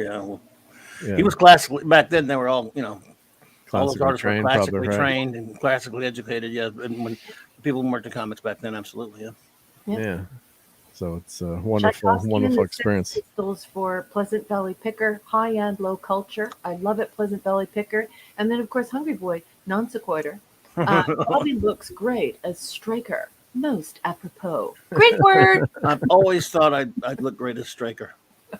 I didn't know you had blonde hair. I thought you had orange. I thought you had orange hair. Well, I thought I would try something different. Let's give it a shot there. I am Straker. What a great character Straker is.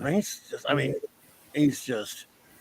You got a guy who's in a lot of these chats, like Gary's chat sometimes and Doomcock's chat. He goes by the name of Commander Ed Straker of Shadow. You ever see him in there around? So now. Now you know. Let him know. I didn't know that then. Out there who loves it. Huh?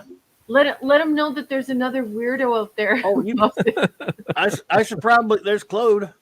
Claude, and he says Straker was a badass. Yes, he was. Claude. I'm surprised you haven't seen that guy in chats. I've seen him a bunch of times in Doomcock's chat and Gary's chat, all over the place. Yeah, but he never some people here though. But yes, every time I see him, I tell him, I used to say, "Man, UFO fan, obviously." We talked a little bit about it here and there. Yeah, but he was a badass, Claude, or as Hungry Boy says, Claude. No. So, do we defeat the aliens finally? No, just kidding. Don't tell me. Hey, no spoilers. No, I'm kidding. No. Well, I'm been informed, Claude, that if you're watching it on YouTube, I don't know where you're watching it. It's way out of order from production order. So, I wasn't. It's too late now, probably. But here we go. The great our chief engineer did give us and he's put a link in there, but. There's a prod order, and I can't really see that. Can you? Yeah, we can see it. Yep. Can you see it? I can see that. Yep. Mm-hmm. Well, I can't. Hang on. That's a little easier. Yep.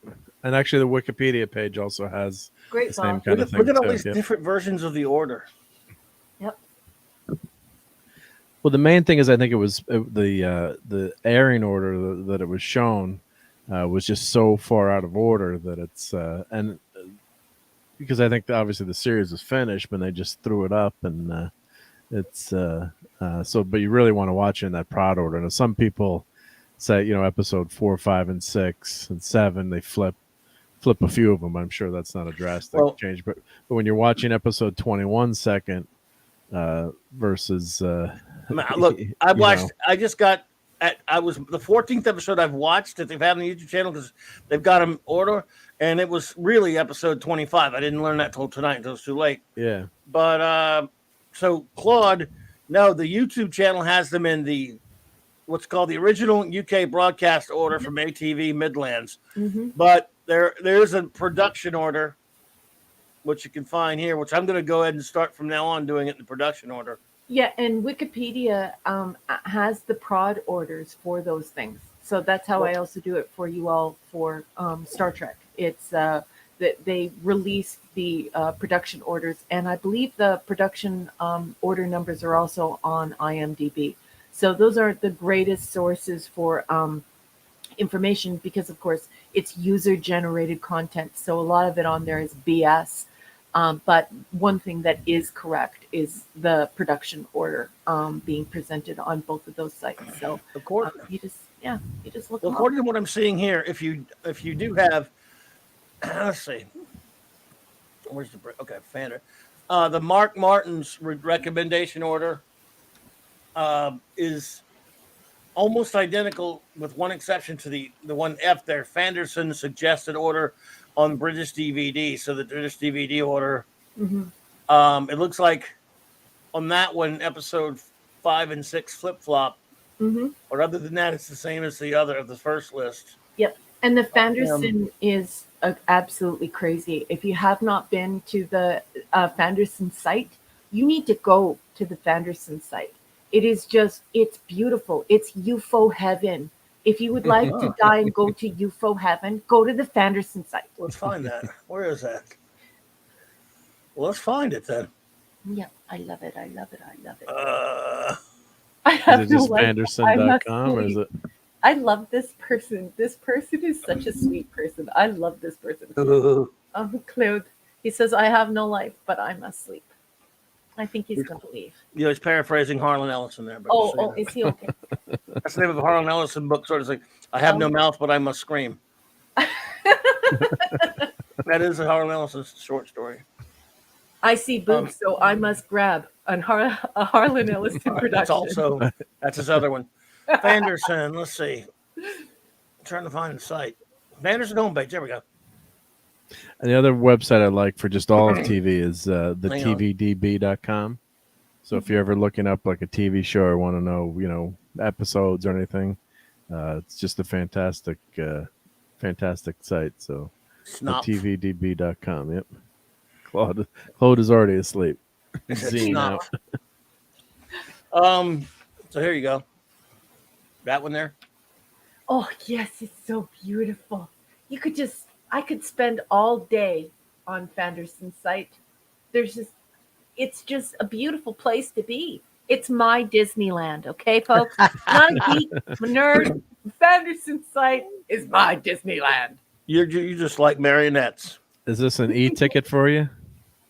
There are some beautiful. There are a lot of images from the show on this site. They're great. 30% off the Blu-ray. Yeah, and they don't have UK, the shadow of course. pin that I want. They don't have the shadow pin in. Oh, really? They do have the official shadow pin here. There's a shop. Go to shop. Go to shop. Go shop. You want to shop? Yes, let's shop. Okie dokie. I love shopping at Fanderson. See? Look all the fun stuff. Oh my. All right, there we go. Secret Service badges. We don't need those thinking badges. Supercar. Yep, there's Supercar. There's Captain Scarlet. Eurosecond. Those are nice. 40 years of Fanderson. Let's see. Wow, look at all this stuff. Look at the sour face on Foster. Somebody pooped in his stock remaining. Foster's always getting his ass kicked, so that's I know. I like Foster, but it's like after a while, you're like, dude, you get your ass handed to you. He does. Poor Foster. Poor old Foster. Wow, there we go. Stingray. Space 1999 UFO documentaries. Fanderson is so fun. There's a lot of documentaries about the characters of UFO as well on YouTube. There's Joe 90. Canadians here, because Pleasant Valley Picker just put into the chat so much cool stuff. I can't afford. The Protectors. That was a good show. Protectors. Yeah. Robert Vaughn. Tara. Another show we need to try to look into is Sapphire and Steel. I've always meant to watch it. Okay, I'll write that down, boss. Well, let's take a look at it. I don't know. Now, again, it's I'm not sure if it's a show you would like or not, but we'll take a look at it in a minute. Okay. Look at all that UFO stuff. I know. It's UFO. But the show is called UFO, though. I mean, that's still the title, right? You got to do the shop talk. Okay, UFO. They kick you out of shadow then. Yeah. But I hear, even on the show, they say a UFO sometimes. But it's like, only a member of Shadow should be allowed to say UFO. I'm a member of Shadow. What are you talking about? They say it when Where's your badge? When there's an invasion or something. They always say. Where's your badge? We're tracking the UFOs. Yep. Yeah. And then Raquel, you saw did we show you the 1612 toys that they had from UFO? We're showing them those last night. I told you shouldn't. I told you shouldn't show her those. Show me. Don't. And then someone in the chat, I can't remember who it was, said that we should definitely show you those. So I don't probably think that's hungry nice. boy. So it's 1612.com when you're done with what. Mr. Trump. No, go ahead. I'm about to. I was going to find something else to look for while you're doing that. All right, I'll show that while you're looking for. Yeah. So here, Raquel, do not look at these. Do not. Yeah, don't look at them for sure. Yeah. You're not supposed to. You know whose fault this is. Scuba Pete toys? Did somebody say toys? Doink. So here you go. So look at this. You can get the Interceptor. Wouldn't this make a lovely present for Christmas? Oh, so. But did you see the mobile? It had a mobile. I love those mobiles. Yeah. Well, we'll show you those next. Yep. So you can get the whole crater. The whole display on the moon with the Interceptor. See, I don't collect this stuff. Only geeks do. But when it comes to UFO, I mean, I might Star Trek it. You might be I a geek. might actually collect this stuff. Hey, Trevor Cunningham's here. Hello, Trevor. So you can get the whole crater display. How cool is that? And then, I of course, love the way all three of them rise from all three craters. So good. And then this, I love this vehicle. Dun dun dun dun dun dun dun. Yeah. Boom, boom, boom. There you go. How cool is that? Yeah, I love the mobile. That's just really sweet. Yep. You got to send the mobiles before the UFOs disintegrate. They start to disintegrate within 24 hours of landing on Earth. You got to send the mobiles out if you want to catch them. And I think they had this here. Let's see. Yow. I guess there's the base. Yep. And there's one of the. Ooh. Yeah, so you got to admit the UFOs look kind of silly. Yeah, they're not. A little silly. They sound and fly. Yeah. You don't think so? Number one. No. They work for you. They work for me. It's the only piece of the gadget that worked that kind of I'm not so sure about. I like it because it's weird and wonderful, and it uses the physics of centrifugal force, which is an integral part of the physics of space travel. So I do like that aspect of it. It's very of the time. Yeah. It's very of the time. And also, can I please also say, in the vein of it's very of the time, I missed ORAC. I missed our Oracle. I missed my B7. And so when the alien ship comes in and it's making almost the same noise, that background noise that ORAC makes, this is pretty cool. Oh, you catch it? Yeah. Yeah. Like, I miss ORAC. Yeah, I think one of the things I do like about is the aliens. They can't stay on Earth. Earth's atmosphere is deadly, really has a bad effect on them, so they can't stay that long. Yep. Which was interesting. These look at all these weirdly colored. Yeah. Yeah, they did like a retro diecast collection. Yeah, with different colors. Called them menacing gumdrops mixed with a dreidel. I have some Jewish dreidel. Find that hysterical. So yeah, they did like a special edition, and of course, the last thing I'll show. This is the just to enable a little bit, but they have these eagles. This is coming soon, so it's a 44-inch model, which is I guess the scale size of what they filmed. So for I think for 3,000 pounds, this could be yours. So I think Eric K was joking, like, how are you going to sneak that into the house the other night? Yeah. You know what I would really love, though? I would love the Moonbase Alpha helmet. I got to say that would look incredibly cool on my bookshelf. Oh, that would actually be a great display. Yeah. Yeah, imagine that on your bookshelf. Oh, that would be really cool, actually. Yeah. Unit. Nice. That's nice. That's a nice prop. Yeah. For me. Oh, wow. Carter. Yep. You got Carter. I guess they have different. I don't know if they have different. Captain Alan Carter. Yeah. Very ITV, cool. man. ITV had a bigger budget than the old BBC. That's for sure. That's nice. That is actually really nice. That's cherry for me, right? That's the. That is cool. I'm gonna yeah. get some Space 1999. It's gonna be that. Oh, and look at that! I bet you love that. I bet your little machinist brain is going hyper overdrive for that pedestal. Did you see that, Mark?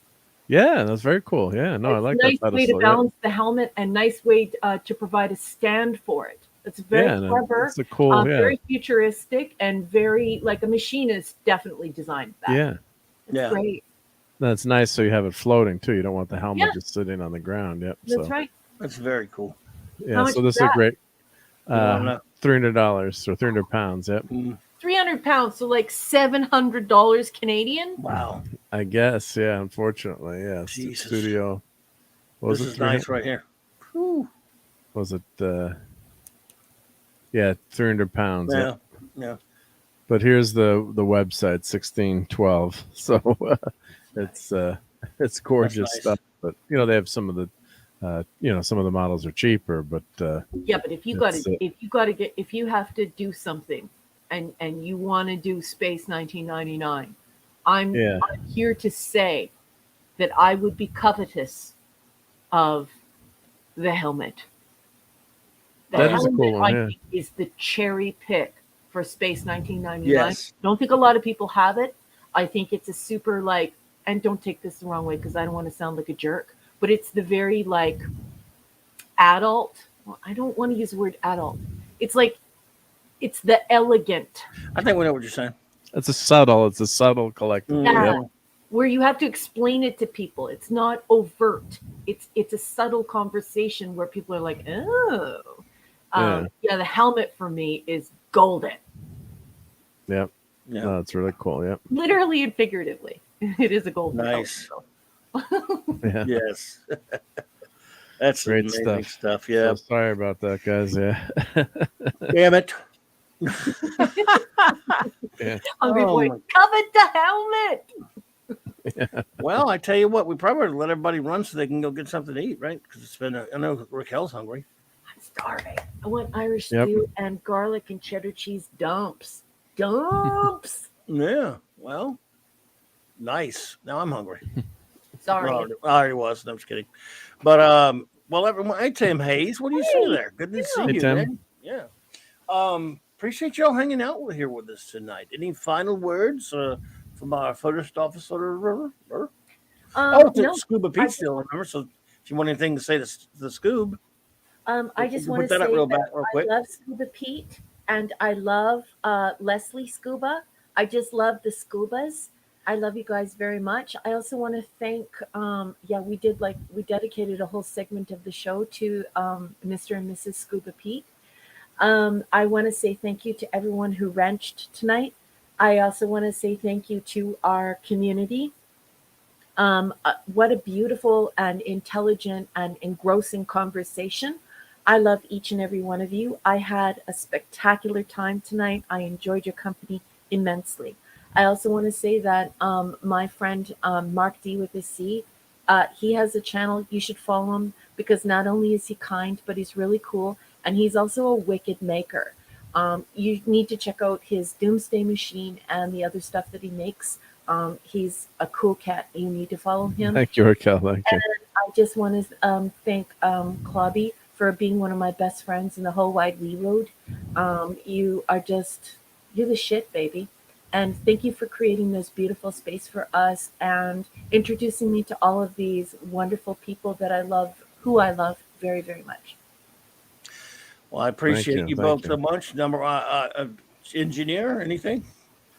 Well, I got. I'll be having some, some pictures. I guess once I get done editing them, not too much, and maybe Raquel will hop on. We'll do try to do a couple shows of travel. And I was joking with Nick Weiser. Said I want to show a lot of food, so maybe he'll have a chance to come on there. Not to put him on the spot, but I'll do some on Sunday night Geekery. And I've still got my Batwing to build, and then those Legos I got from Italy. So plenty of stuff coming up. We just need more time in the day, but maybe this weekend I'll have some time in between watching UFO, Blake 7, and I did watch my Star Trek for the week, so I did turn over a new leaf. I'm riding the exercise bike every day, and as I do that, I watch TNG. So that's been good to make sure I get my episodes in, my homework done for Saturday night, because you always gotta watch. It's such a fun show. So if you don't watch the episode, it's I'm sure you'll watch P Hard. Oh, and I gotta watch that. Oh, maybe I'll do that now. Someone call me. I gotta fall asleep. Mark, are you saying you haven't watched my new episode of P Hard? What's wrong with you? Why haven't you watched it? Everyone else has, and said it's absolutely terrific. So I fell asleep during part of Patrick. I fell asleep during part of episode 3. Should I go back and rewatch the parts that I missed, or I can't remember? You should watch it a few times. Yes, indeed, you should watch my show because it's the best show on television. What?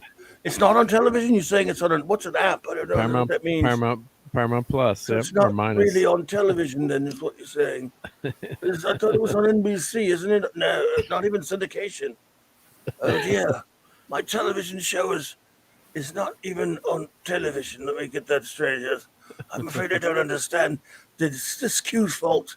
Damn it, Q. Have you taken my show off of network television and syndication? Damn you.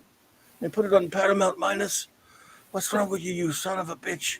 Yes, we can cuss now on Star Trek. They have cussing on Star Trek now. I like when he said, Q, I've had enough of your bullshit. That was great. That was me that said that. Yes. So, Picard, do you dream of android sheep?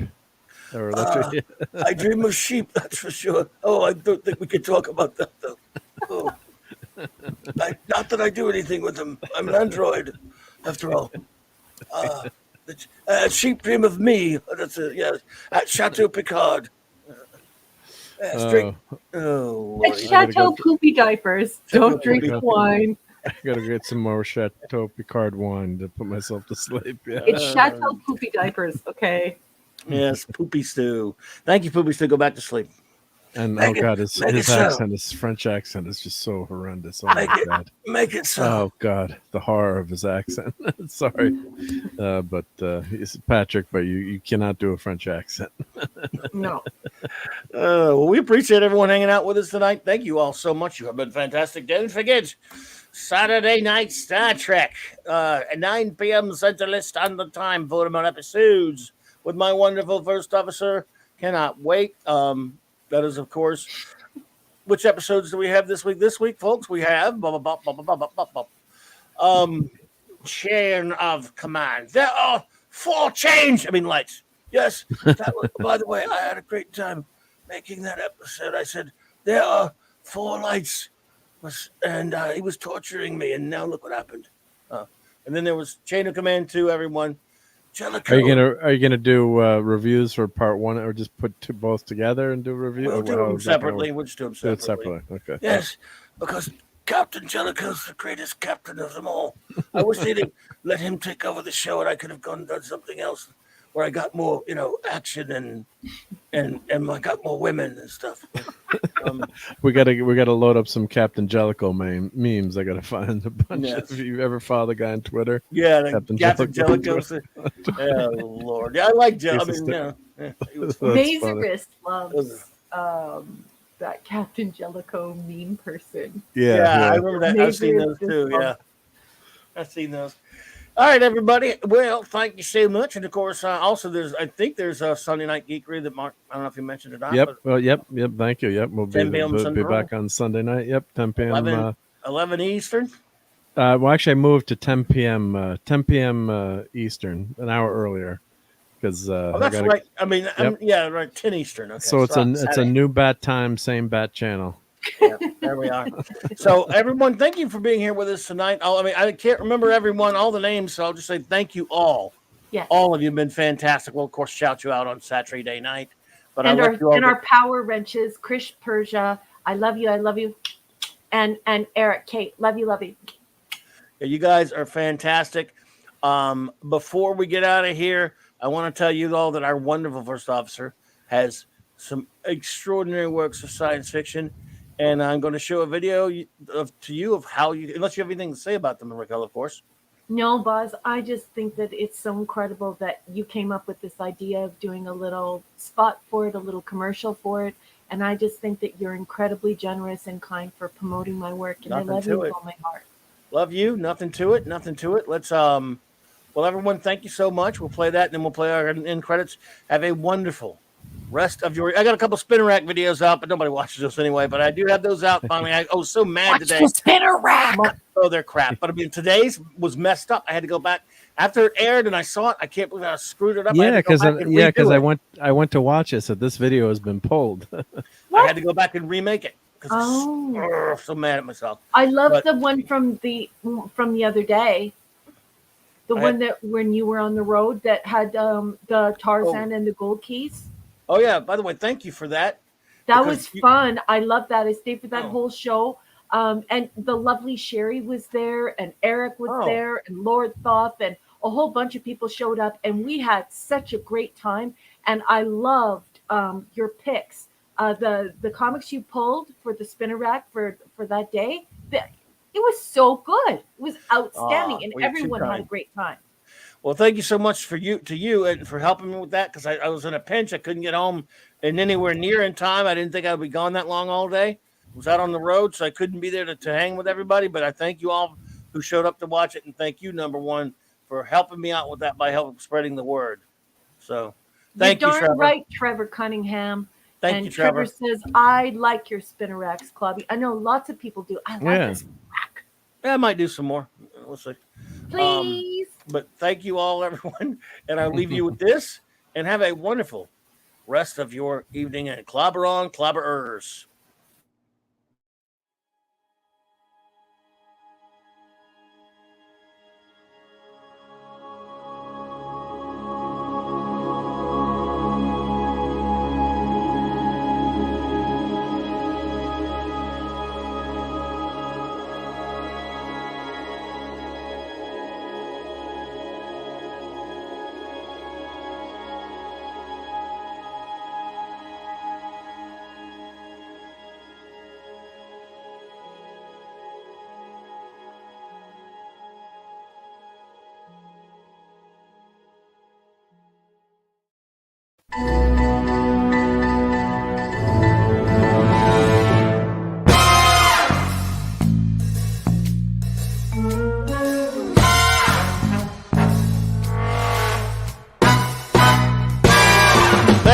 Thank you, Eric K. Love